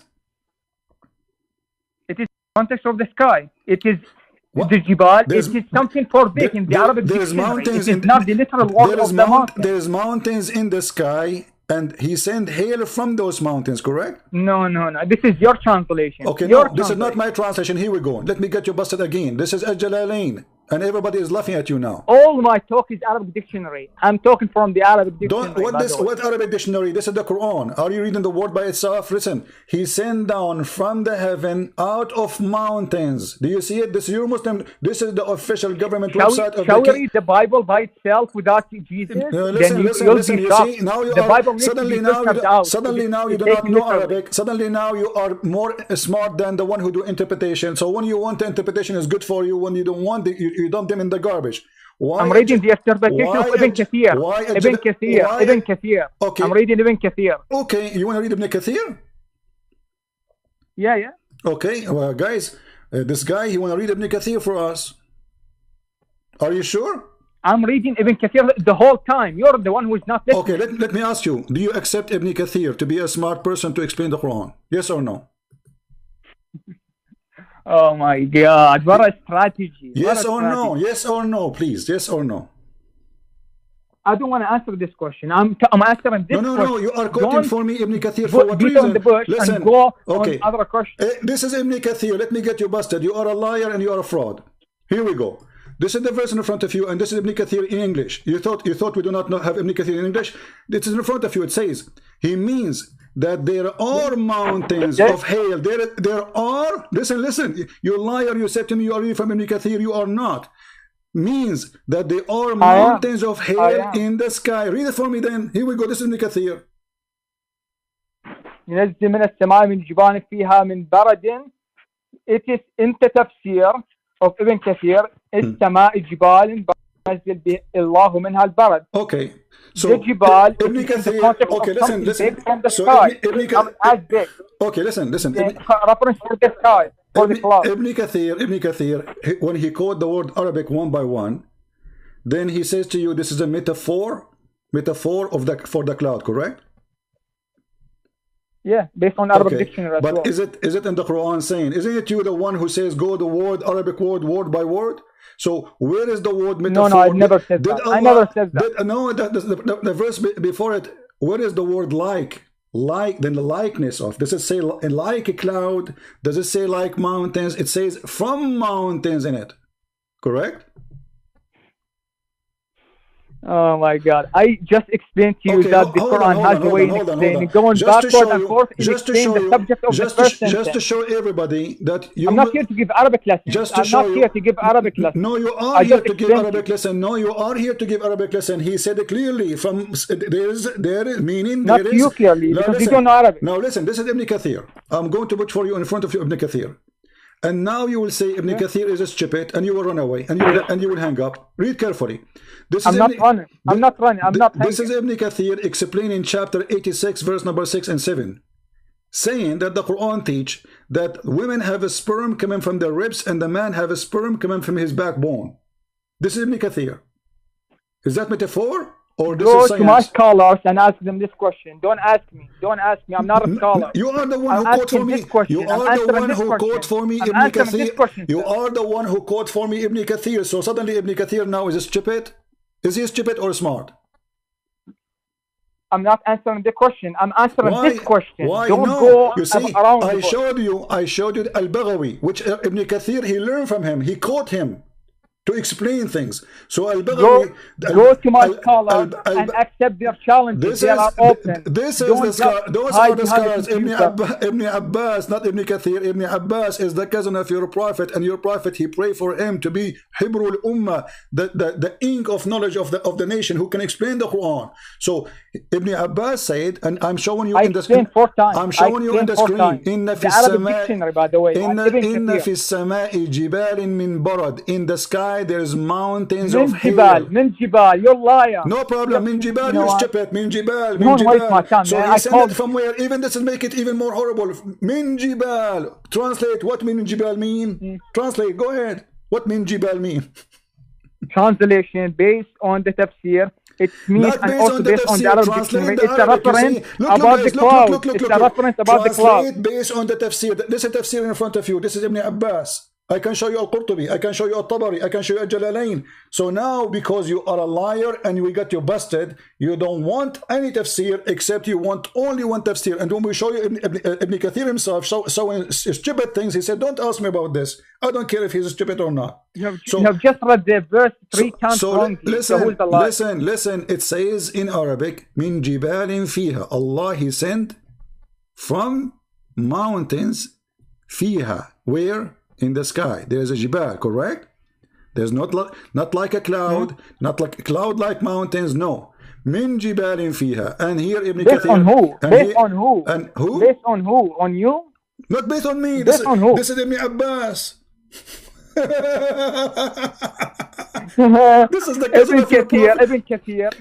You just misquoting, by the way. And this is Ibn Kathir. The verse in front of you, you have misquoted it 3 times, which means that line, even on Ibn Abbas, you're taking words out of context. No, here we go. This is Ibn Abbas. Is in the reference of the cloud. Listen. This is Ibn Abbas. This is Ibn Abbas. وقيل معناه وينزل من جبال في السماء تلك الجبال من برد. And then they quote Ibn Abbas. Ibn Abbas himself, he said the following. Read carefully. I didn't quote him. You quoted him. I am quoting him. Why not? Why I will not quote Ibn Abbas? Why I will not quote Ibn Abbas? Suddenly Ibn Abbas is a garbage. Say he's a garbage. I will not quote him. I will quote someone else. Say Ibn Abbas is a stupid. Say it. Just say it. I'm not saying it. You're the one who's saying it. So what's the problem with Ibn Abbas for you now? Is he a liar? It's not a problem for me. I just prefer another interpretation. It's a problem for you. It is a problem for you because first you are fabricating an answer which does not exist in the Quran. It is not. Secondly, if you give me 5 minutes, I'll open the tafsir and give you the tafsir of Ibn Abbas. But I don't want to waste the time of the viewer by just searching for verses. No, my friend. You're the one who's taking this class. I will give you tafsir Ibn Abbas. It doesn't take 5 minutes. Here we go. Let us do it in front of everybody. Everybody will laugh at you. This is tafsir Ibn Abbas. Here we go. Read and laugh. This is it. You said if you give me 5 minutes. You said if you give me 5 minutes, you will open Ibn Abbas. If Ibn Abbas is open, read it. He sent down from heaven mountain where is hail. He sent down hail from mountains in heaven. This is Ibn Abbas. The one you threaten me, you want to show me what Ibn Abbas is saying. Here we go, it's in front of you. So you cannot say I don't accept it. And this is translated by you. This is the official government website of the Kingdom of Jordan.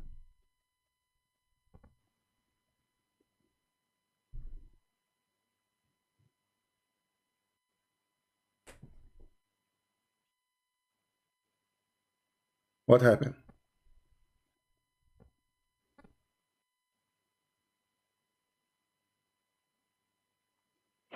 Can you hear me? I'm not hearing you. Do you hear me? Come on, don't tell me you don't hear me. I'm showing you Ibn Abbas. He says yeah, I'm hearing you. I'm hearing you now. I'm hearing you. It says the So this is it. So this is Ibn Abbas. This is Tafsir Ibn Abbas. I'm opening it. So just listen to me. Okay. ينزل من السماء من جبال فيها من برد. Right? Is that right? Okay. Now I'm coming to Ibn Abbas. It means, this is Ibn Abbas, in the sky, mountains, برد ينزل الله منها البرد وأما من الجبال جعلوهن. It is kinaya. Hold on. It's reference on the cloud. Hold on. Ibn Abbas. Let me continue. Ibn Abbas is in front of me. What are you reading? Ibn Abbas is in front of me. What are you reading? It is Ibn Abbas who is also in front. My friend, this is Ibn Abbas. Read for me. Let me give you the link. Give me a second. Let me give you the link so you can open it from your side. Go ahead. I will take picture and No, you no, show no, to no, the no, viewer. no, no. It's okay. It's from okay. Ibn It's okay. Abbas. No, we want to read the same thing, me and you together. Okay, here we go. Open the link, and this is the translation. There's no need. I don't know from you're reading. No, I don't know where. No, you know what I'm reading. This is the official government website, and this is of Jordan, and this is Ibn Abbas, and you do not need to translate and lie to me about translation. I do not need to translate, and you say to me you are lying about translation. This is done by you Muslims, published by you, and this is your government website. Read for us. Go ahead. I just did. Okay, now read. I told you the mountains is kinaya. My friend, read. You know what No, read. kinaya, No, this is on the cloud. Doesn't say kinaya. Doesn't say kinaya. Read it. Read it. He sent Okay. down. وأما من جعل الجبال هنا it's كناية عن السحاب فإن من الثاني عند هذا الابتداء الغاية أيضا لكنها بدل من الأولى يصيب به من يشاء. This is Tafsir Ibn Abbas. Hold on. كناية. This is Tafsir Ibn Abbas. Reference. You are reading Tafsir Ibn Abbas? Yeah. Give me the link. And I open the link I gave you, please.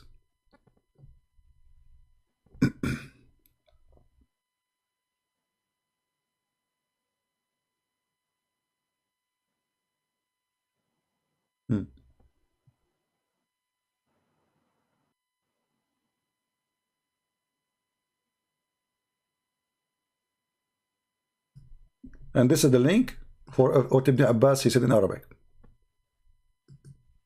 By the way, this is the first time I download this app, so I might not know how to use it. Just a minute. My friend, there is no need for app. Just click the link. It's going to open for you in a different page. You say to you, you want to click again? Click again. Okay, I did open it. I did open it. All right.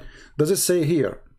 He sent down from heaven, from the heaven, mountains wherein is hail. He says he sent down hail from mountains in heaven.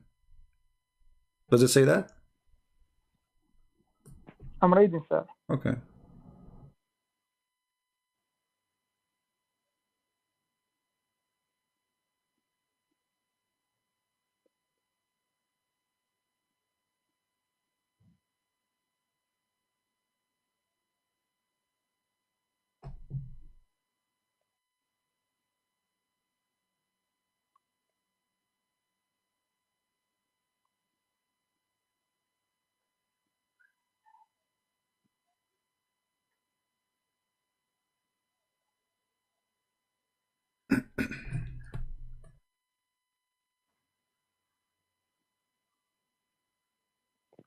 He said he sends down hail from mountains in heaven. Okay. And with hail he punches, I don't know what that word is, and averts its punishment. No, read, my friend. From whom he will. So the flashing of his lightning. Let us read. You skip. I don't know why I was skipping. It says he sent down from heaven. He sent down hail from mountains in heaven. No, you are not reading correctly, my friend. Read. It says he sent down after the word the cloud. You see the word the cloud? After that, there is a bracket. And then it says, you want me to read from the issue is the mountain, so I'm reading from the mountain. Yeah, he said he sent down from the heavens. Down hail from mountains in heaven. Are you reading the same page I'm reading?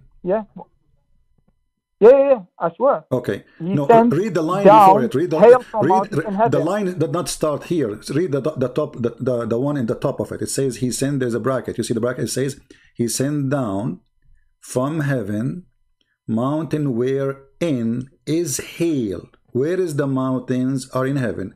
Where is the hail is in the mountain. And he continues saying, he says, he sent down hail from mountains in heaven. So where is the hail coming from? Coming from mountains. This is what the Quran is saying. Which is kinaya for clouds. Where is the word kinaya? Does the Quran say not in this interpretation? My friend, from Tafsir Ibn Kathir. Here we go. You see, no, I showed you Al-Baghawi, I showed you Al-Jalalain, I showed you Ibn Abbas. All of them, it says he sent a hail from mountains in heaven. and I'm explaining you what that mountain is. It's a kinaya. How you explain to me? Okay, how in the world you add a word in the Quran is not exist? Does Allah, he says, what I meant by mountain, I meant a cloud? Did he say that? Or you are making things up? No, I'm not making things up. So where is the Just word? give me the time to explain. In the first verse, I told you that volumatin فوقها بعض فوق. Okay. I want to give you This is the language of the Quran. I want to give you a sentence. It's the kinaya for the cloud. Listen. Don't force me to hang up on you because you are playing like a kid now. Do you agree with Ibn Kathir? Say yes. I'm not hanging up. Do you agree with Ibn Kathir against Ibn Abbas? Yes or no? I agree with Ibn Kathir and Qurtubi and Tabari in this question, in this verse. Okay, guys, did he say he agree with the Qurtubi? Do you agree with the Qurtubi? Yeah. Okay, let us go to the Qurtubi. Is that okay with you? Yeah. All No right. problem. So if we go to Al-Qurtubi now, let us see what Al-Qurtubi he says.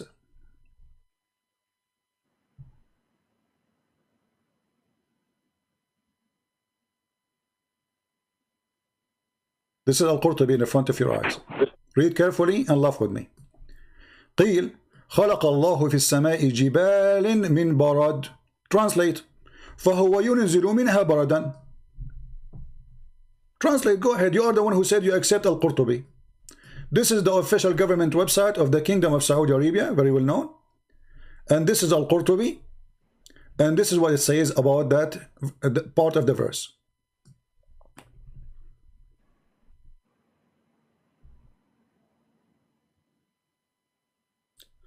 خلق الله, why you don't translate? خلق الله في السماء جبال من برد. Allah, he created in the sky mountains of hails. Does it say that or I'm lying? And he sent the hail from those mountains. I'm reading. I mean, it's a sentence. Why it taking you too much time? I highlight it for you. Translate for us. Because I'm reading, sir. Read Not it. from the link that you sent me, from of Ibn Qurtubi of this tafsir that is in front of me in Arabic. I have it in Arabic in front of me too. Translate where it says خلق الله في السماء جبال من برد. Allah, he created in the sky mountains of hail. Am I lying or this is true translation? I'm giving you, if you give me a chance, I will explain. So it says, tell me, am I lying or you're not letting me explain. I know, you can explain as much as you want. Well, explain. This is the explanation. You want to explain the explanation? What's wrong with you? It says here, خلق الله في السماء. I'm reading the explanation. I'm reading it. Read for me. Don't waste my time. خلق الله في السماء جبال من برد. Does it say Allah, he created in the sky mountains of hails? Yes, or I'm lying? And from those mountains, Allah, he sent hail. Am I lying in the translation? You're mine. It has, no, you are misunderstanding the translation. It says, ينزل خلق الله في السماء جبال من برد فهو ينزل منها بردا. فيه أضمار, if you know it in Arabic, which means he bring hail from mountain. مفعول is محذوف. وهذا قول الفراء لأن التقدير عنده من الجبال برد. So the mountain, which is the hail, and the hail is in the basement of خفض. My friend, what are you reading? Listen, what's wrong with you? Aren't you the one who asked me to read for you? This is the Qurtubi. Okay, does it say in Al-Qurtubi, Allah, he created mountains of hail in the sky? Does it say that in the front of you? Yeah, but there is all mahdud. Hold on. This is the Arabic language. So he sent down from it hail. Does it say that? Yeah, but I'm telling you, even if you say that, you idiot, what's wrong with you? Continue reading. Are you crazy or what? It says قوله المعنى من جبال فيها بتنوين الجبال وقيل إن الله خلق في السماء جبال فيها. So محذوف, not محذوف, this is still the same. Still he's saying the same. There's mountains in the sky and there's hail is coming from them. Do you see it? I see it and I explained it 10 times. Look, if you don't want to accept my explanation, I told you it's kinaya. If you don't like your it, explanation, go and explain it with my scholars. You'll have a laugh at you said to me you kinaya. you said to me it is kinaya. you accept based on two tafsir. you said it is kinaya. no you said it to is me kinaya. you said you accept you accept Al-Qurtubi, and Al-Qurtubi is saying that about this question. so your God now let me ask my question. your God, he know about the deep sea, but he do not know where the hail is coming from. It doesn't say that in the verse. You are a liar. It doesn't say that in the verse. Okay, can you translate the verse word by word? I did it 10 times. No, you if did you not. don't want to accept it, up to you. No, you did not. Let us move to a second question because I said it 10 times. You did not. Here we go. Let us do it. Let us do it again. Let us do it again. Okay. It's kinaya. It's a reference for the first one. Okay. Does it say anywhere in the verse like from the cloud? Does it say he make it from the cloud? Does it say that, or you are adding things? I'm not adding. I'm just telling you it's a kinaya. Okay. This is the language of the Quran. So just like what kinaya? He says it's so a reference for the first one. I mean, look, guys, look. In the previous verse, he want me to go word by word, and then he said to me, "Say here, stop." Okay. Here we are going word by word. Liar! You got busted. You're a liar. I never said that. Get back, guys, to the video and see if I really said that. Aren't you the one? Aren't you the one who said to me, the letter G is a stop? Is a stop. Yeah. Okay, and then the word dhulumat go back to the mawj. Yes, okay. Because it says layers on top of each other. It's a reference for the first one. All right, one. Okay. So Allah here, he described first the cloud, and then he said from between the cloud, Allah, he do things. There's a cloud, they come, and there is water come from it. And then he continued and said, وَيُنِزِلُ, additional, and from the sky. So this is the new sentence. And from the sky, Allah, from the sky, from mountains. Min baradin, he yunzil. It's a kinaya. Where is kinaya? It's kinaya. Okay. From two tafsir. I gave you the tafsir. I'll send you the link. Which tafsir? It's kinaya. Okay. So are you saying to me that you Muslims are... Ibn Kathir and Ibn Qurtubi. Okay. Listen. No Al-Qurtubi in front of me. Don't lie. No, I'm not lying. I'll send you the link. I'll send you the link. Okay. Here we go. Okay. Let me send you. Look like you do not know how to read, like your prophet. Huh? I will send you the text and you read for us. And you know what? I can use Google. I don't want to read your text. I don't want to read your link. Okay, listen. The link is in front of me and I read it. Listen. I read it two times, maybe 4 times. If you don't want to accept it, this is up to you. I will use Google Translation. Everybody will laugh at you. Either you are lying or lying. Is that okay? Go to Arabic dictionary. Don't tell me. Stop playing the game. Stop playing the game. If we use Google Translation for this page, do you accept whatever the Google Translation is saying?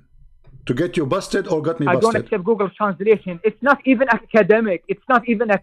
Okay, so why you are not reading what it says then for me then? It says in front of you. I explained to you based on two tafsir. If you don't want it, are we going to move on from this question? This is Al-Qurtubi. No, I want to get you busted. So I have now no choice. I got you busted 2 times. Listen, you said you want to show me. You said you want to show me Ibn Abbas. I showed you Ibn Abbas in English. Says it clearly. Allah, he sent hail from mountains in heaven. Does it say that or not? This is the English one. It says that, but it doesn't explain about the kinaya from Ibn Qurtubi and Ibn Tafsir. So that's mean there is no kinaya. There's no metaphorical. There's nothing. Don't be stupid. It says here he sent down. This is Ibn Abbas. This is the highest. By the way, who's John? By the way, who's Matthew and John? Who are they exactly? Okay. Who are they? Do you have a chain of narration? I promise you, if you are a man, we finish and we talk about John. You stupid idiot. I can ask you the same question. Who is Salih? Who is Muhammad? In the whole Quran, we do not know who is Muhammad. Who is Muhammad? If you read the Bible, you will see. Oh my God! There is a whole chapter about Muhammad. Listen, there's no chapter about Muhammad. There's no chapter about Muhammad. You Muslims call it Muhammad. Secondly, who is Muhammad? You do not know. But then change topic. He's the last prophet. You don't change the topic. It's You coward. mentioned in, You by the coward. way, You coward. it's mentioned You in coward. Song I of will Solomon. use Song of Google Solomon, it's mentioned the name Muhammad. Translation. Here we go. I will use Google Translation because this coward he refused to read. Let us use Google Translation. Give me a second. It's not academic Google Translation. Doesn't matter. It shows me your level matter. of knowledge. It's going to show who is lying. It's not academic. Are you academic too? Now you want academic. I go to dictionary. Hold like on. Oxford Dictionary. This is the academic way. Yeah, dictionary. Exactly. What does dictionary have to do with this? Dictionary is going to explain the Quran now? Dictionary explain a word. It explains the vocabulary of the Quran. Explains the vocabulary of the Quran. No problem. A word in the Quran does not explain the Quran. Now let us go there. Hold on. I will use Google Translation. For some reason it's showing me Azerbaijani, which is very funny. Let us search for Arabic. Give me a second. Everybody will see in a second how Muslim they lie when they translate. We don't translate for translator, guys. Go and have a laugh in Google Translator. Why you don't want to translate from a translator? Because you refuse to translate for me. You refuse. I go to Arabic dictionary, sir. Okay, I go to Arabic dictionary. Hold on. And like you, I'm academic. For some reason, the page is not opening. Let us see. Hold on. Give me a second. I will open Google Translation. I will copy the text in the front of everybody. Here we go. It's not academic. In university, they'll give you zero for copying from Google Translation. Wikipedia. Doesn't matter. It's a software. It's a blind software. Is going to get you busted. If it says what you are saying, is going to show there too. It's a blank. I'm not accepting anything from Google Translator. It's not up to I go you. by the Arabic dictionary. I am here. Arabic dictionary. Okay. I am here to get you busted. Here we go, guys. I will copy the text in the front of you to show you why this coward. It's not academic. Not acceptable. Doesn't matter. It's a plain software. Either you are lying or I am lying.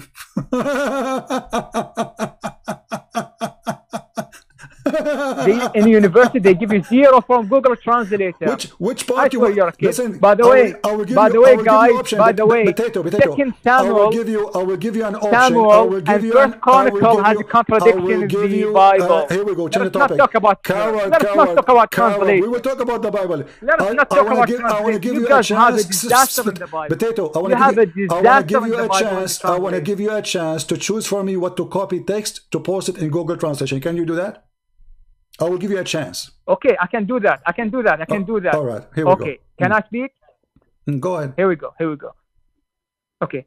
2 Samuel 24:9, 1 Chronicles 21:5 has a big contradiction. We will go to 2 Samuel, no problem. Potato.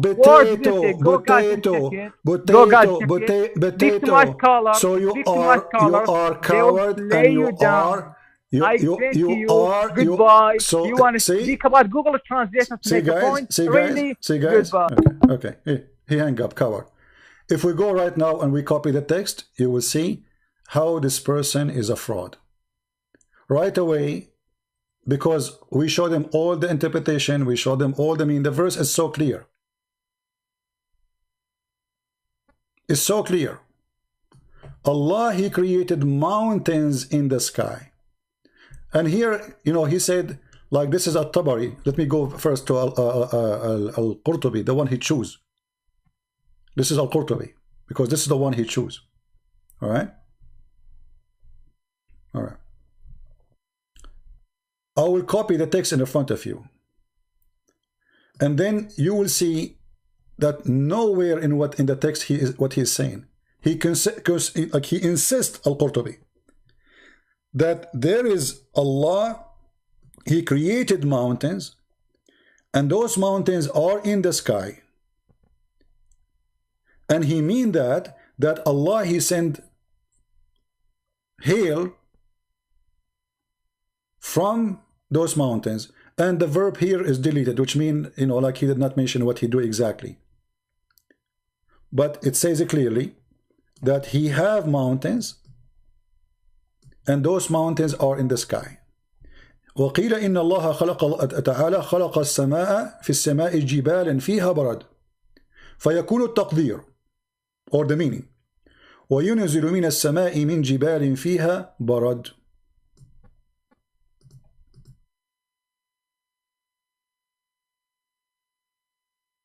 Go to Google Translation.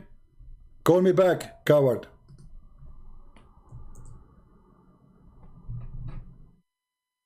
Why he don't want Google Translation? It's a plain tech software. Doesn't take your side, doesn't take my side.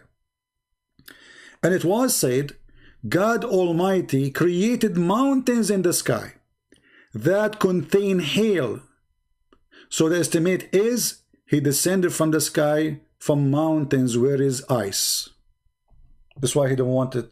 He don't want us to use Google Translation. I mean, this is software. Will not take my side, will not take his side.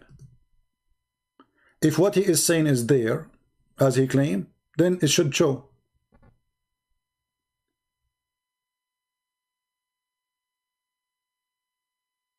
He said, show me Ibn Abbas. I showed him Ibn Abbas. He said Ibn Kathir. We showed him Ibn Kathir. Even Ibn Kathir is saying that it says Allah, he sent hail from mountains in heaven. This is the exact word in Quran. So add in your own fabrication saying maybe like from the cloud. It doesn't say that. And the top of that, this is Ibn Abbas. In the top of that, this is Al-Qurtubi. In top of that, this is At-Tabari. In the top of that, this is Al-Jalalain. This is Al-Jalalain. Here we go. Let us go to Al-Jalalain. See, this is Ibn Abbas. I will switch to Al-Jalalain. So Allah, he knew about the deep sea. But Allah in a deep poo-poo when it's come to the sky. And he sent down from heaven, from the heaven, out of mountains. Does it say out of mountains like a cloud? Or a cloud like mountains? No. Why the mountains here, according to Allah, are solid mountain? Because we are talking about ice, hail, hard like a rock.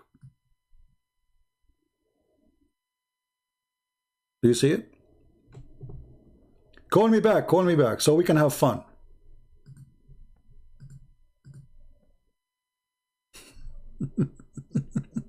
Let me call him, you know. Uh-oh, he's rejecting my call. Come on, buddy.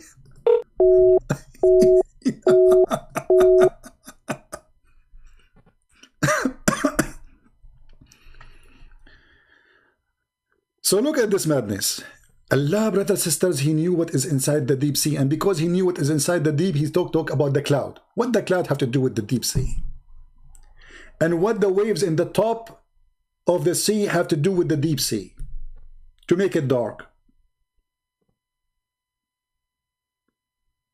Simply, the Quran is speaking about a crazy, wavy sea. Your God did not know how the baby is made. Your God do not know. When I showed him Ibn Kathir saying that women, they have a sperm coming from their ribs, he said, I don't care about Ibn Kathir. But you are the one who said to me, it's Ibn Kathir. Isn't it you who said that to me? Let's go to Ibn Kathir. He created it from water gushing forth, meaning a sexual fluid that come out forth, bursting forth from the man and the women. Wonderful science. And then he says, proceeding from between the backbone and the ribs, meaning the backbone of the man and the ribs of the women. Science. Allah, he knew what is inside the deep sea, but he did not know what is inside the women private part. And he think that women have a sperm and it's a sexual fluid gushing forth coming from her ribs.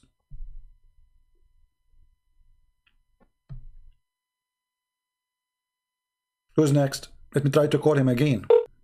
Man, poor guy.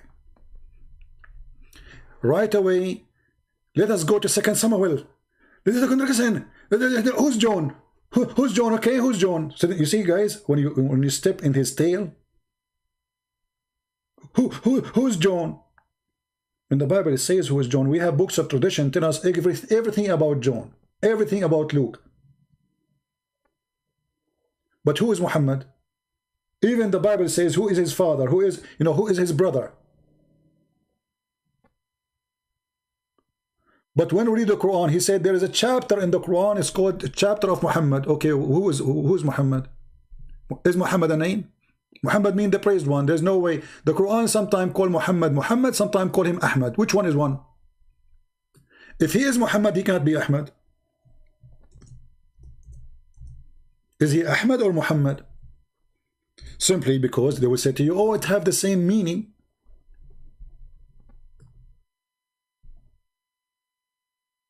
So it's a title, it's not a word, it's not a name. What is the name of your prophet? There's no name. They do not know what Allah mean, they do not know what Muhammad mean, they do not know, I mean, we know what Muhammad mean, but we do not know what Muhammad, who is Muhammad, and how Muhammad became Ahmad. Why Isa, he said, there is a prophet will come after me, his name is Ahmad. Between two brackets, Ahmad, i.e. Muhammad. How Muhammad became Ahmad? And Isa did not say there's a prophet will come after me. According to the Quran, his name is Muhammad. He said Ahmad. How he is the same person? Any Muslim?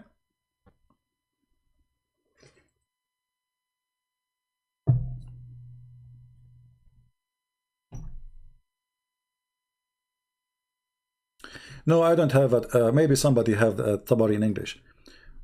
You know? Yeah. But if you want the link for Al-Qurtubi, here we go. This is Al-Qurtubi. The one he was arguing about. And you can use Google Translation in your side. On it, all of you. Use it. Here we go. You see, we go to Google Translation as a final result because either him is lying or me is lying. Open the page, click Translate, you will find the translation. It's a plain software, it's not taking a side, it's not a Christian software, it's not a Jewish software, it's a software. Whatever text you insert inside is going to translate for you. For sure the translation will not be perfect, but will show you who is lying. Guys, I apologize, I have to turn on the heater, I'm freezing. Give me a second. I turn it off when I go online, but man, my legs is hurt from the cold.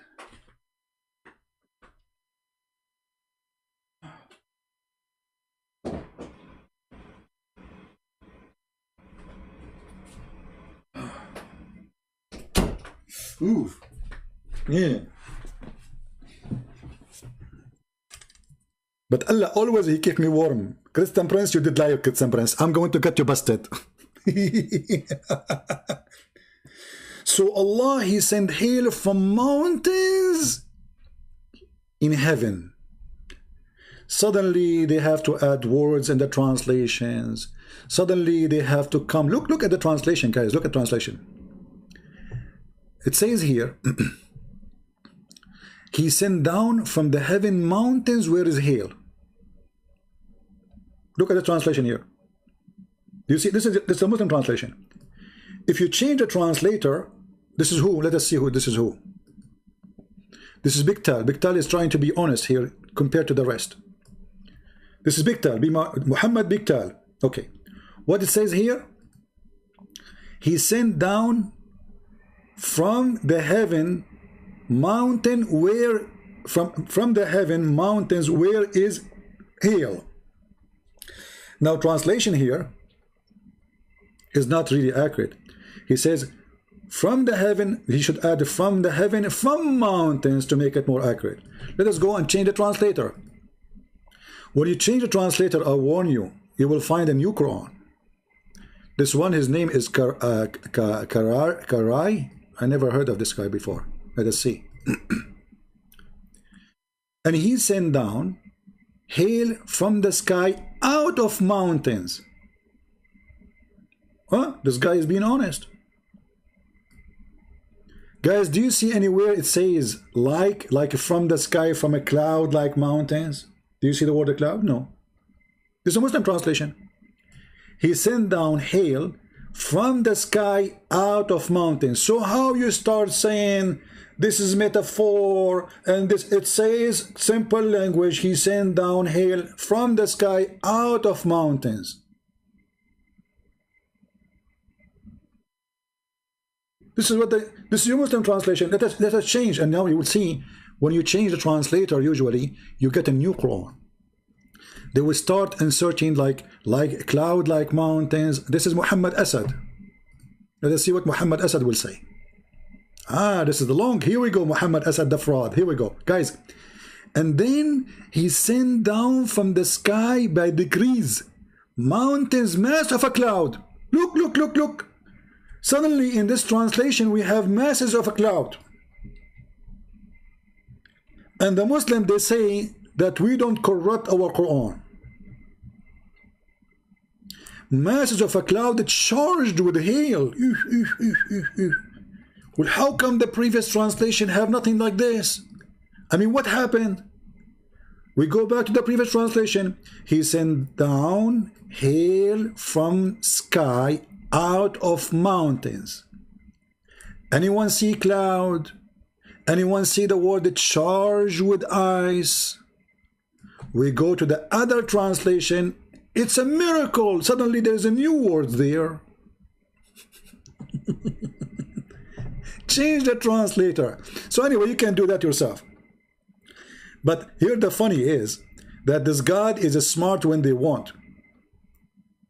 And he is stupid when they want. Or they play stupid when they want to save Allah. So if Allah is speaking about the deep sea as you claim here, and the darkness of the deep sea, simply he do not need to use the word cloud at all, because the darkness of the deep sea have nothing to do with the stormy weather. It can be the most nice day and the sun in the middle of the sky, still you cannot see your finger in the deep sea.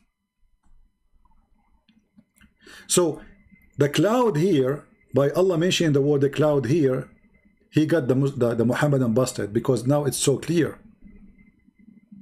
And the word lujay or lujay is a word, can be used about deep. But if you say the sea is deep, this is stupid. I mean, the sea is deep always. But you can say a water which is deep, if you are saying the word water. But the second you say the word bahar, obviously you say the word deep. This is why we call it bahar. Bahar is a deep water. This is why we call it something, it's a huge amount of water and it is deep. Otherwise we will not call it bahar, we will call it a lake. So when we say lujay, and then describe it after that, saying that there's wave after wave after wave, he described that it's a crazy ocean, crazy sea, stormy weather. And this is what in dictionary says, lujay is a great wavy ocean or sea. And by the way, as long as we are talking about the word bahar and the coward he ran away, do you know that Allah, he said that, as long as we are talking about bahar, you know, that Allah created two kinds of seas.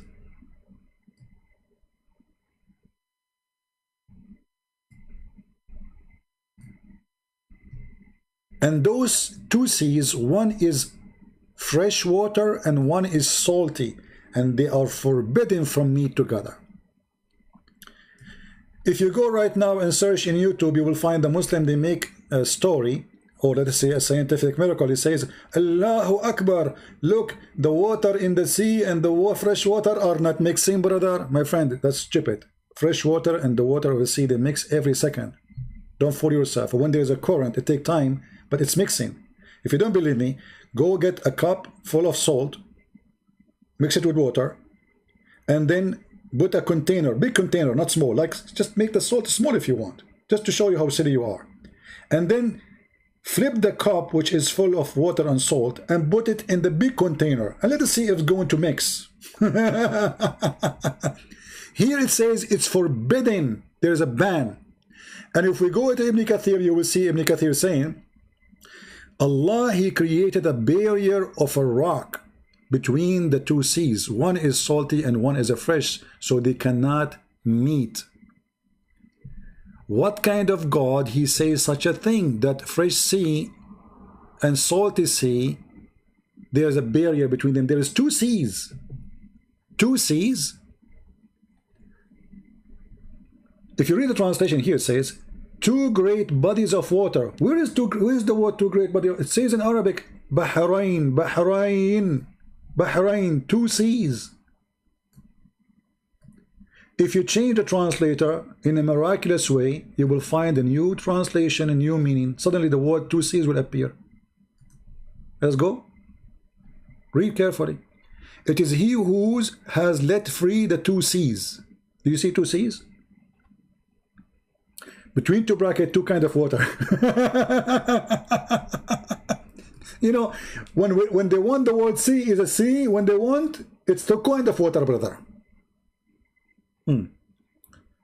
One is a fresh and sweet, and the other one is salty and bitter. And he put a complete partition between them. Complete. So why you make a video says that the water of the sea and the water of fresh water is not mixing, when they are touching each other already and they are mixing? It says here complete partition. If you go to Ibn Kathir, the same book he chose for us, this is a chapter 25, verse number 53. Let us go to Ibn Kathir. 25.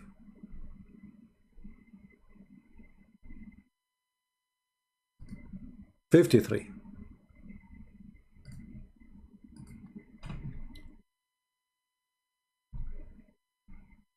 Here Ibn Kathir, he will get them busted with their lies about this, the fresh water and the salty water. They mix together. They meet together in the ocean, brother, and they don't mix, brother. Allahu Akbar. Read carefully. وَجَعَلَ بَيْنَهُمَا بَرَزَخًا وَحِجْرًا. Okay, what is that? He set a barrier, complete partition between them, meaning between the sweet water and the salty water. Barrier mean a dry land. Do you see it? Mean what? A dry land. So the stupid God of Islam, who Muslims, they claim that he knew what is inside the deep sea, he is teaching us that salty water and fresh water, they never mix and they have nothing to each other. Like Allah created salty water alone in a sea, and he created the fresh water in different sea, and they never mix. But all of us, we knew that this is stupid, because all the fresh water we have is coming in a cycle motion from the sea. The sun will heat the water in the ocean, then that will become a form of a steam, and then the steam will become a cloud, and then the cloud will be driven by wind, will go over the land, and then when they face like a different temperature, then either rain will happen, or ice will happen, or snow will happen. According to the stupid God of Islam, there is a barrier between a fresh water and salty water, and they are forbidden to meet each other. And the proof in front of you. They cannot transgress. بينهما برزخ لا يبغيان. They cannot touch each other. Finito. Complete partition. How this can be from God?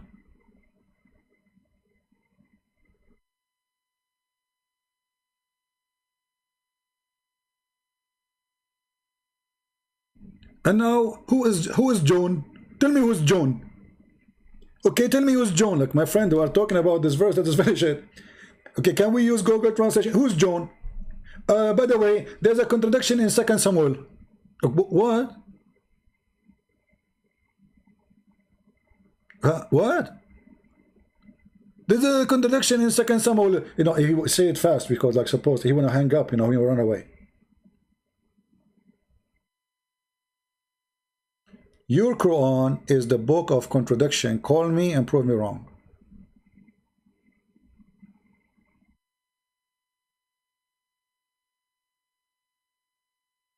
And here, you notice how selective they are. You know, when they want Ibn Kathir is good. Okay, do you accept Ibn Kathir? I don't care about Ibn Kathir. So why you are quoting Ibn Kathir? Let me read for you Ibn Abbas. Okay, this is Ibn Abbas in front of you. Read it. Suddenly he don't want to read it.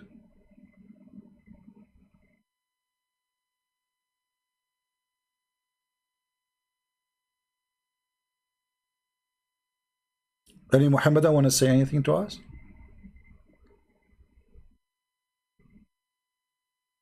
I got you busted. You were lying yesterday.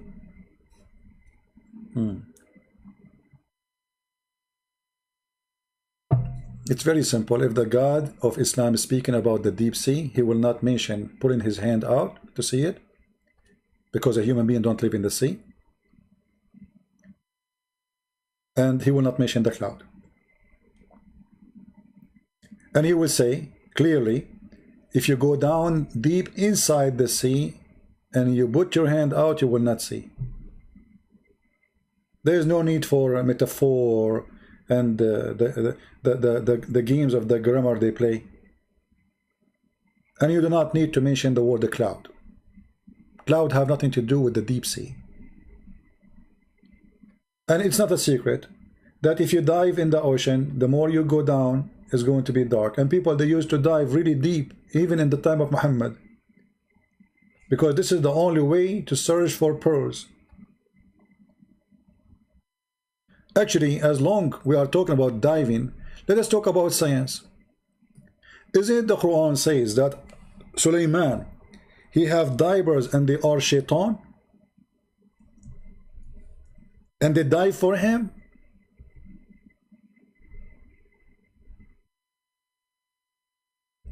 Muslims, is that true?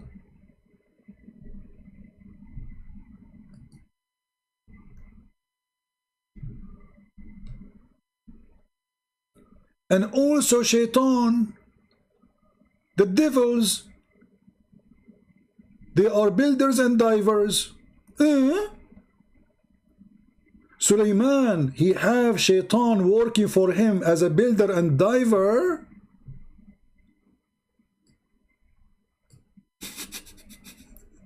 Science. And what they built for him? They built for him palaces and synagogue with the statues. Look, I thought Islam is against the statues. And then, brother, Shaitan, he stole the ring of Sulaiman. Yes, brother, Prophet Sulaiman, he went to the bathroom. And when he go in the bathroom, he don't take the ring of Allah with him. So he gave it to his wife. Her name is Al-Jarrada. When Sulaiman was in the bathroom, squeezing it and freezing it, and it's not coming, Satan, he come to his wife in the look of Sulaiman.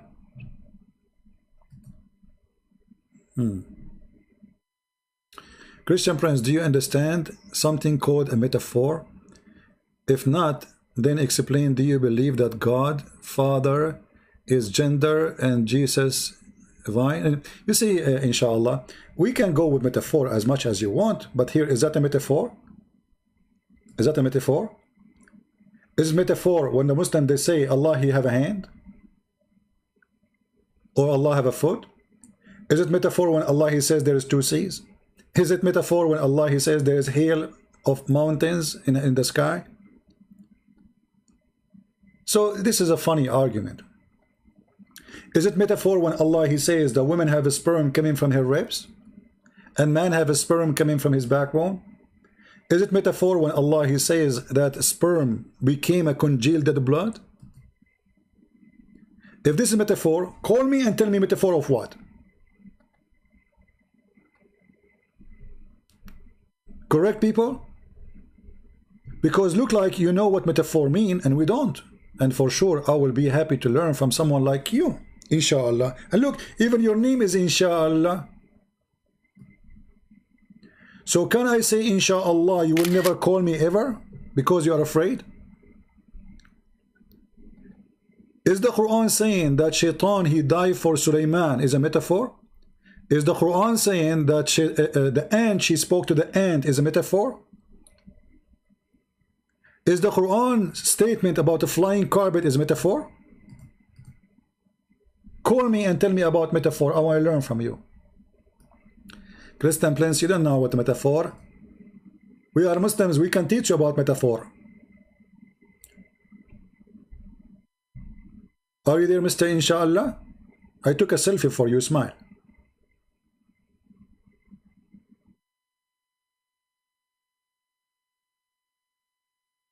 Are you there?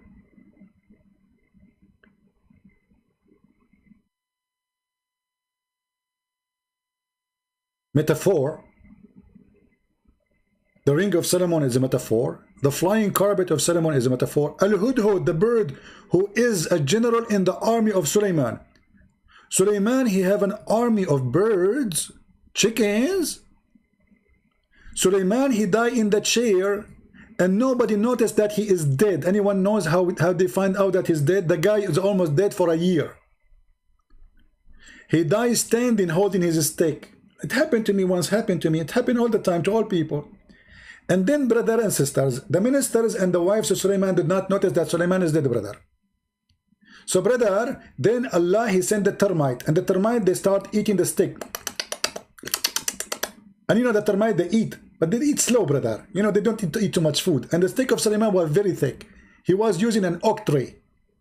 And then after a year, brother, Suleiman, the stick broken. And then they noticed that he is dead, brother.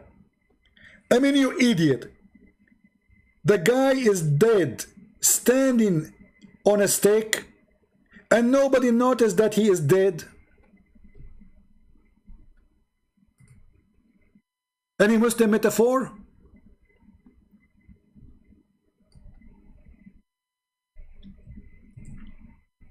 Huh?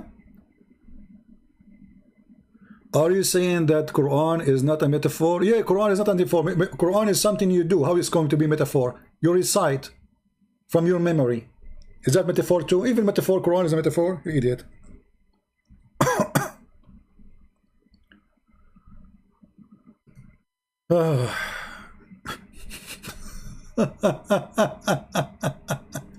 And guys, the stories of Suleiman, you will not believe. The shaitan who stole. Let us go actually. Let us see what Ibn Kathir say about this verse. You want to see it?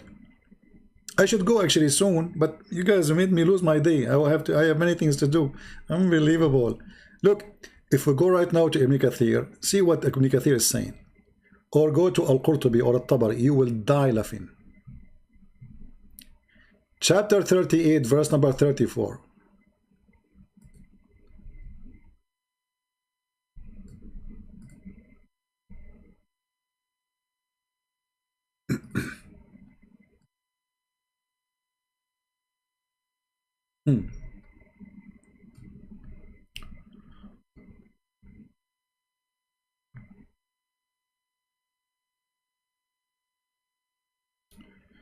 We tested him and we placed on his throne jasad, a body. So he is not there.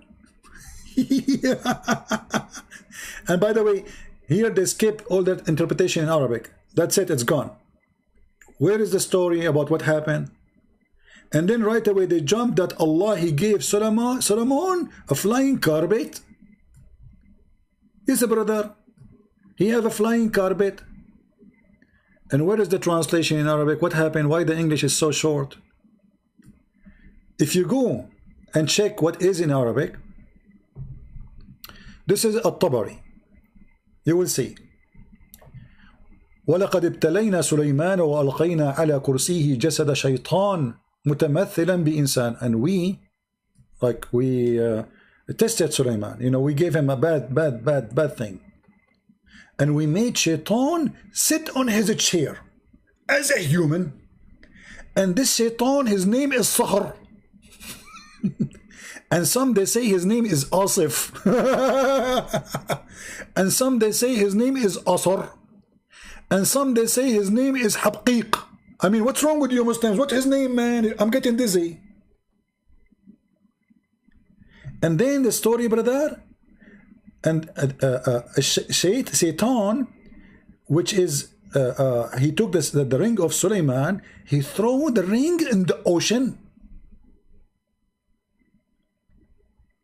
and the kingdom of Suleiman, or his kingdomship, was in his ring, and the genie, his name is Sakhr.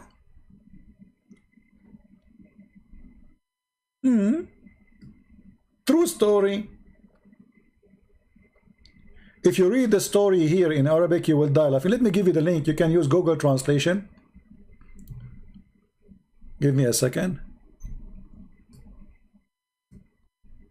You can use Google Translation. I wish they would translate those books to English so we can die laughing. Science, this is science, brother.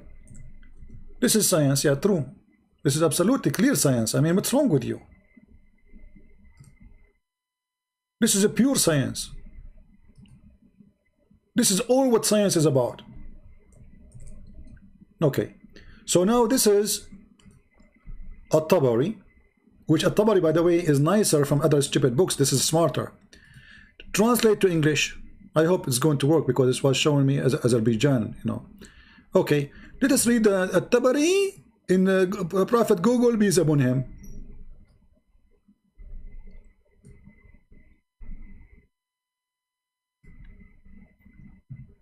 So Allah, he put a body on his throne.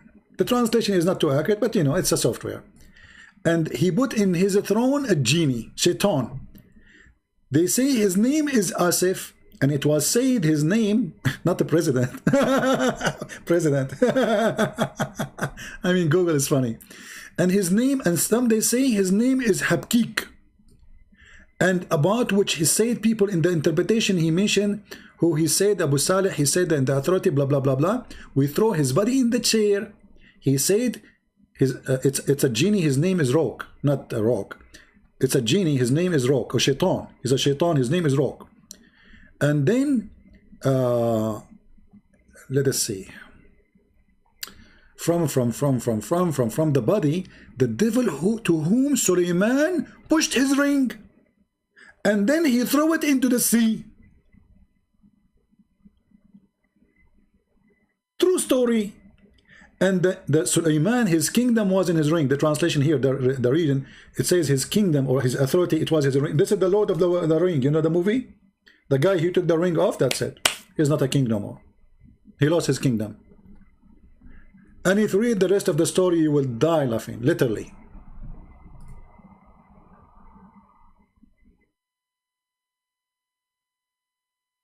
There is a genie. He come to the sea 7 times. If. And he was in the spring in the middle of the sea. Ainul Bahr, where the water of the sea come, because they believe that there is a spring where the sea of the water come. And he used this genie, his shaitan, he go there every 7 days. And he took the water from the middle of the sea and he put there wine.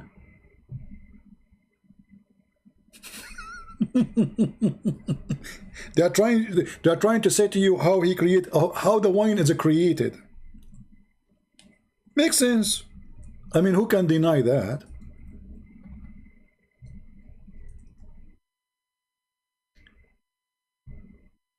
Translation again is not correct. This genie or this afrit or this shaitan, he go to the middle of the sea where there is a water in the middle of the sea, in the eye of the sea, and then he go there every 7 days, and then he made from that in that water he put their wine, so that like the wine keep coming. All right, and then what I mean, this translation here. It's so he tried, he made something. Then he called it wine. He says, yummy, it is good. I like your wine. You are making the one who is old young, and you make the one who is ignorant more ignorant. So he liked it. Shaitan, he liked it. And then when he come back, he became so thirsty until he came to where the wine is, and he said, oh, you are so good taste, let me drink it from you, etc. And then he drank from it, and then his brain is gone. You make the ignorant ignorant, and he said he come back until he's very thirsty, and then he come to the eye of the wine, and he said, you have a good drink, you tasty, you are so tasty, I love you, it's so good. And you make the ignorant ignorant, and you made the one the old, the young, and etc. And then, brother, this genie, he came to Suleiman. Yes, brother. So he came to Suleiman and he brought it for him. And he said, we've been ordered to build the house. And it's been said that you don't hear the sound of Aaron in it. What does that mean? Don't ask me. And then he brought the eggs of the hippo. I mean, what does have to do with this? Wine, sea, genie, Aaron, building a house, and suddenly we are jumping to the egg of the hippo.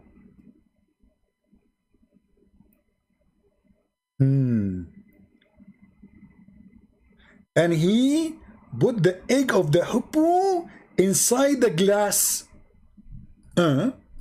Okay. And he go around it. This is Hajj, Kaaba.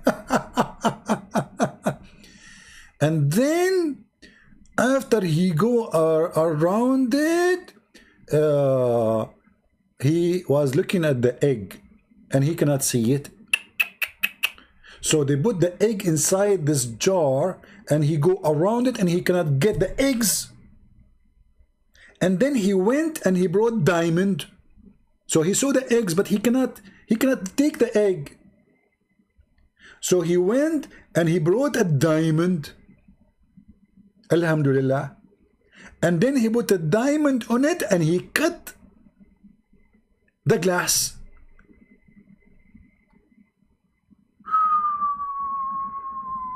Mean. And then he was able to get the eggs. Do we have any Muslim have any comment? And then, since then, they learned how to use diamond to cut stones. See, Islam explained to you how things come to exist. Technology. It was Satan trying to eat the eggs inside the jar. They put the eggs inside the jar. He cannot open the jar. So he went and he got a diamond. And then he cut the glass and he got the egg. Hey, we got the egg, we got the egg. And since then, people, they learn how to cut stones with diamond. And guys, look, I mean, look at the story, how it's connected. So if Suleiman wanted to enter the wash, what does have to do with the topic before it?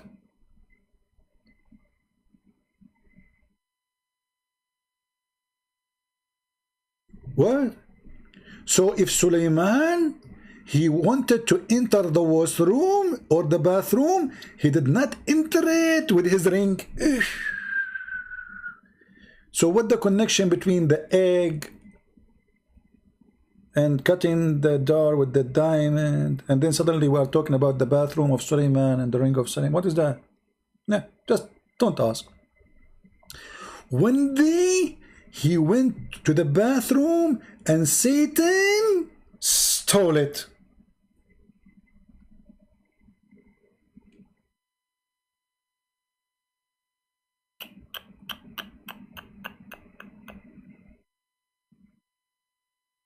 Actually, the translation is not accurate. So if Suleiman want to enter the bathroom, he don't enter with the ring.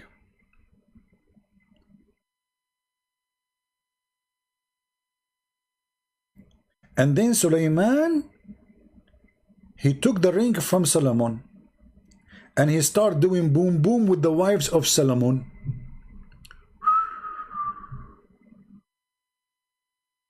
So when he entered the bathroom, brother, Satan, he took his ring and he threw it in the sea.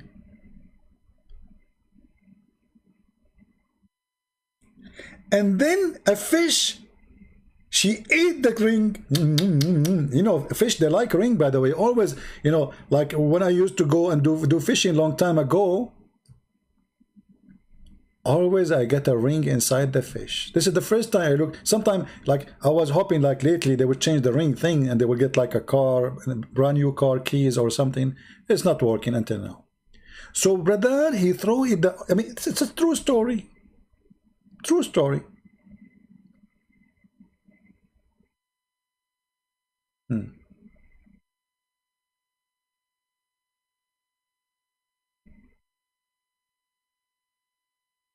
And Suleiman, he starts, sorry, this shaitan, he start having sex with the wives of Suleiman. And how the wives of Suleiman? Notice that this person is not their husband because he looked like him. They notice that he is so good in boom boom. He never stopped. They said, what happened to our husband?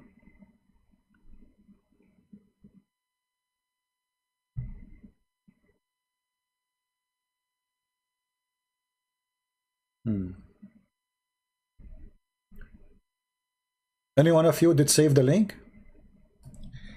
Let us ask this question. How many of you click Google Translation after I post the link for you so you can see what I'm talking about? Because maybe I'm lying. This is the link. This is the official government website of the Kingdom of Saudi Arabia. And then they say to you that the Quran is the book of science. A lot of science. By the way, I don't wear a ring in my hand for a purpose. What if one day, this is metaphorical, right? What if one day I go, let us say I get married, and then I give my ring to my wife, and then look what will happen. Shaitan, he is obsessed with rings. He will come and he will take the look of me when I am in the bathroom and look like I'm going to stay there for a century. And then he sleep with my wife and still I'm in the bathroom. And then he sleep with my second wife and still I'm in the bathroom. And Suleiman, he have 100 wife according to that page there. It says 100 wife. And still he is in the bathroom. I mean, put yourself in the shoes of Suleiman.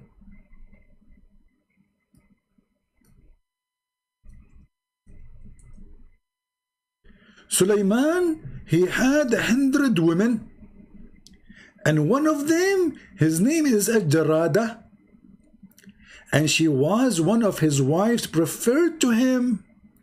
Anyone remember the story about this woman? This is the woman who cut the head of a king by his high heels. Do you remember the story? We mentioned it to you before. She is the daughter of half a human, half genie. So the father, he was a minister for that king. And that father, the king who is his boss, he sleep with women who they are beautiful. They take them from their husband. So once, brother, he come to this woman to sleep with her. The father of this girl, he told Suleiman about her. He told him, why you don't marry my daughter? She is half a human, half genie. And then this king, he came to rape her. And she told him, it's not right to enter with all your army to have boom boom with me. Are you afraid from me? The king, he was so proud. He said, no. Okay, all soldiers, stand down, don't enter with me. And he went inside her house to do boom boom. And then when he entered boom boom, she took off her shoe and she cut his head with her high heels. And that's why I'm warning you, women are dangerous. Especially women with high heels. This is not a story I'm making. Any Muslim, he will challenge me, I can show you the reference. Don't go there, you know. So she cut his head with her shoe. And then she threw it to the soldiers. And then when the soldiers, they says that, they said, okay, if with high heels can do that, what if she do some weapon? Let us run away. True story. Do we have any people of science here? Huh? Each time Suleiman, he wanna have orgasm, he take off the ring.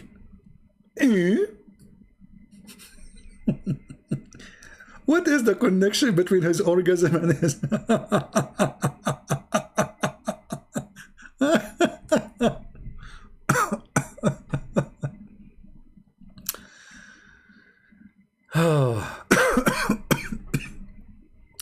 And then the brother, to make it short, brother, so when, you know, Suleiman, he lost his kingdom, brother, and Shaitan started having boom boom with his wife, brother. He was humiliated. He became a fisherman, brother. So one day he went to the sea and he ended up with a fisherman. And he was so hungry. And his hunger became so severe. So he ate the fish. from their fishing. How he got the fish? Brother, he's so hungry.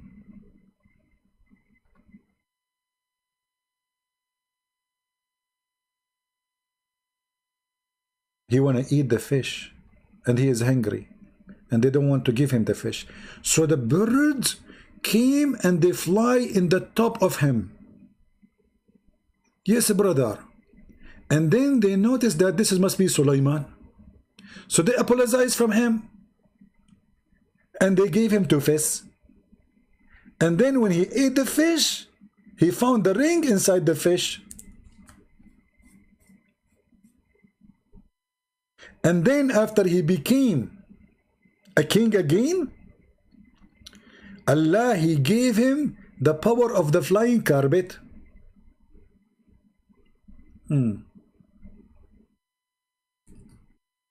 Science, right?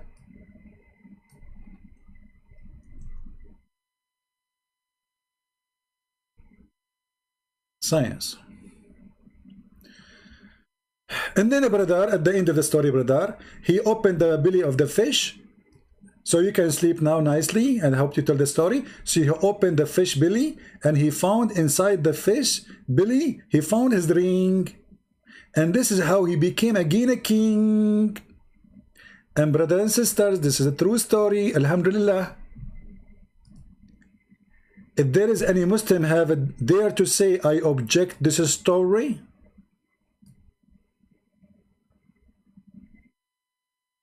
they don't dare.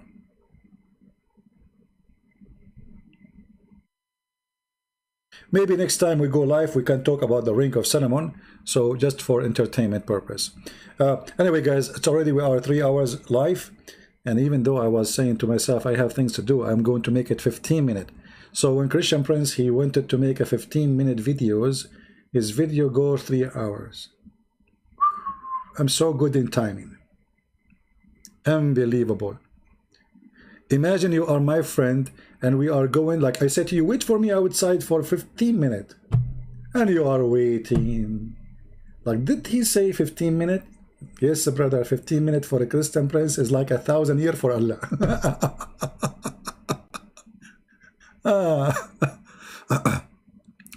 My friend, don't ask me to read Sahih Bukhari now, Sahih Muslim. Come on, at 3 hours, it's done. I'm done. I have to go. I have work to do.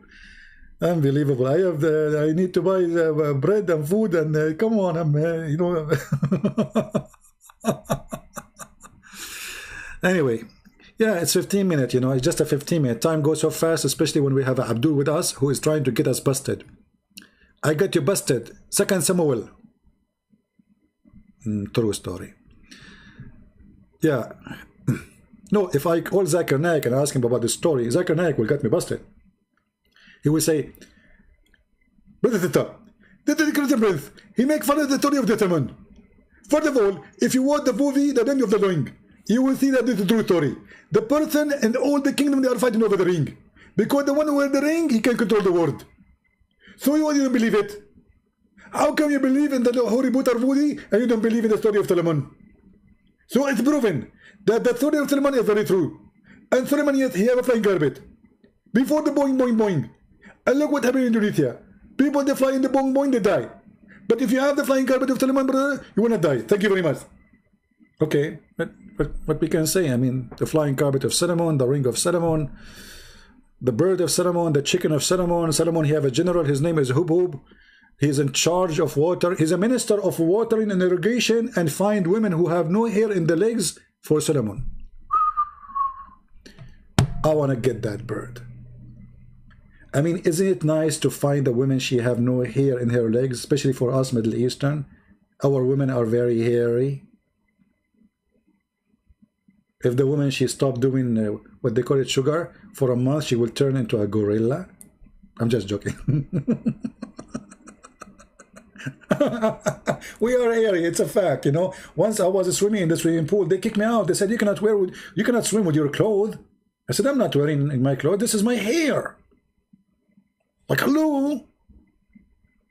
So obviously Suleiman, he have a pain. He cannot find the one woman, Middle Eastern woman, she is not full of hair.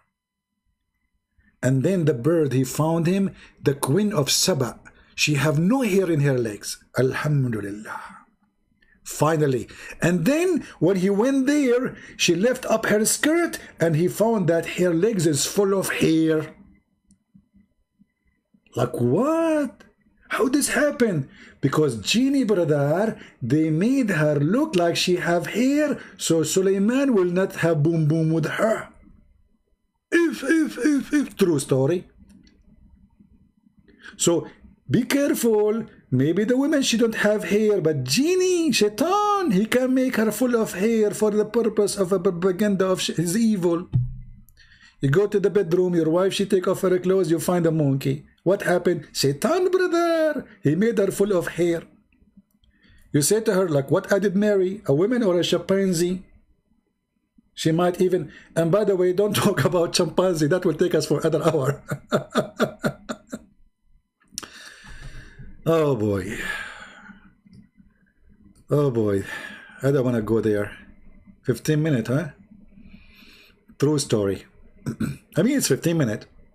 I'm done now too. You remember the story of the monkey who she committed adultery, don't you?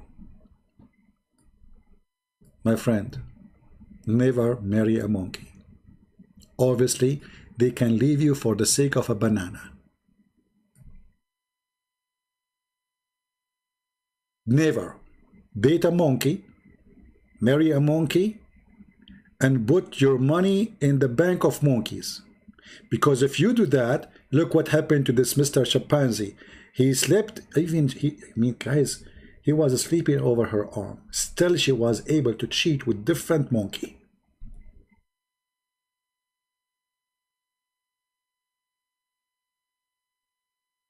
No, I'm not making fun of Arab women. I'm talking about a fact. We are, Middle Eastern. We are Middle Eastern in general. We are here, Anyway, so, brother, during the pre-Islamic, supposedly the Arab before Islam, they were ignorant. Listen carefully. Before Islam, people were ignorant. After Islam, we became people of the Ring of Solomon, flying carpet, monkey committing sex. Arab before Islam, they are ignorant. Okay, so in the pre-Islamic period of ignorance, I saw a she-monkey surrounded by a number of monkeys. They were all stoning it because she had committed illegal sexual intercourse. I too stoned that along with them. If you live in Indonesia and you find some monkeys throwing coconut at a female monkey, obviously she had sexual intercourse illegally. And now they are stoned because in the monkey there, they don't have rocks. They have coconut. So they throw coconut. It's more heavy than rocks. Actually, think about it. So if you see in Indonesia, you see a monkey, she is being stoned by coconut, then you know exactly what happened. Actually, me myself, I have this experience.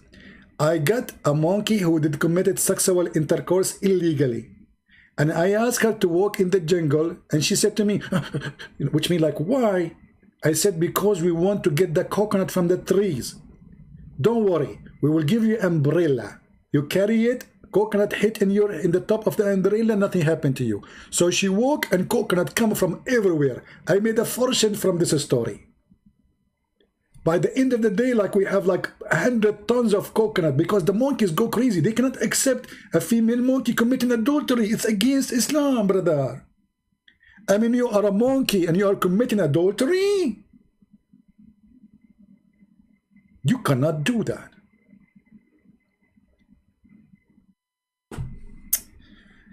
Anyway, I spent like a year after that just to collect the coconut from that monkey. But I would do it again. I paid her. I gave her 10 coconut for walking in the jungle. Anyway, she get paid for what did she do? She's a prostitute. Hello, come on. Hello, hello. Why you don't accept my story?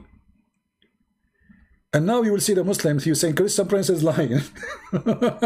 he did not put a monkey in the jungle. Supposedly this is the only lie they saw. The lies of the Quran and Muhammad is not there. Christian Prince is lying. Did you see? He said he asked a monkey to go in the jungle. Who going to believe that?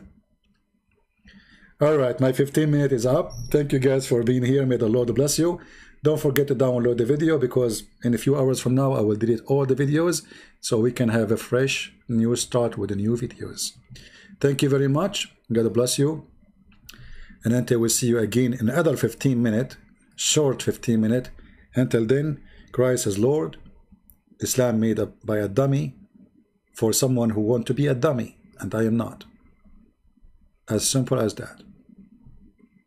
Thank you. God bless you, and see you soon. Take care.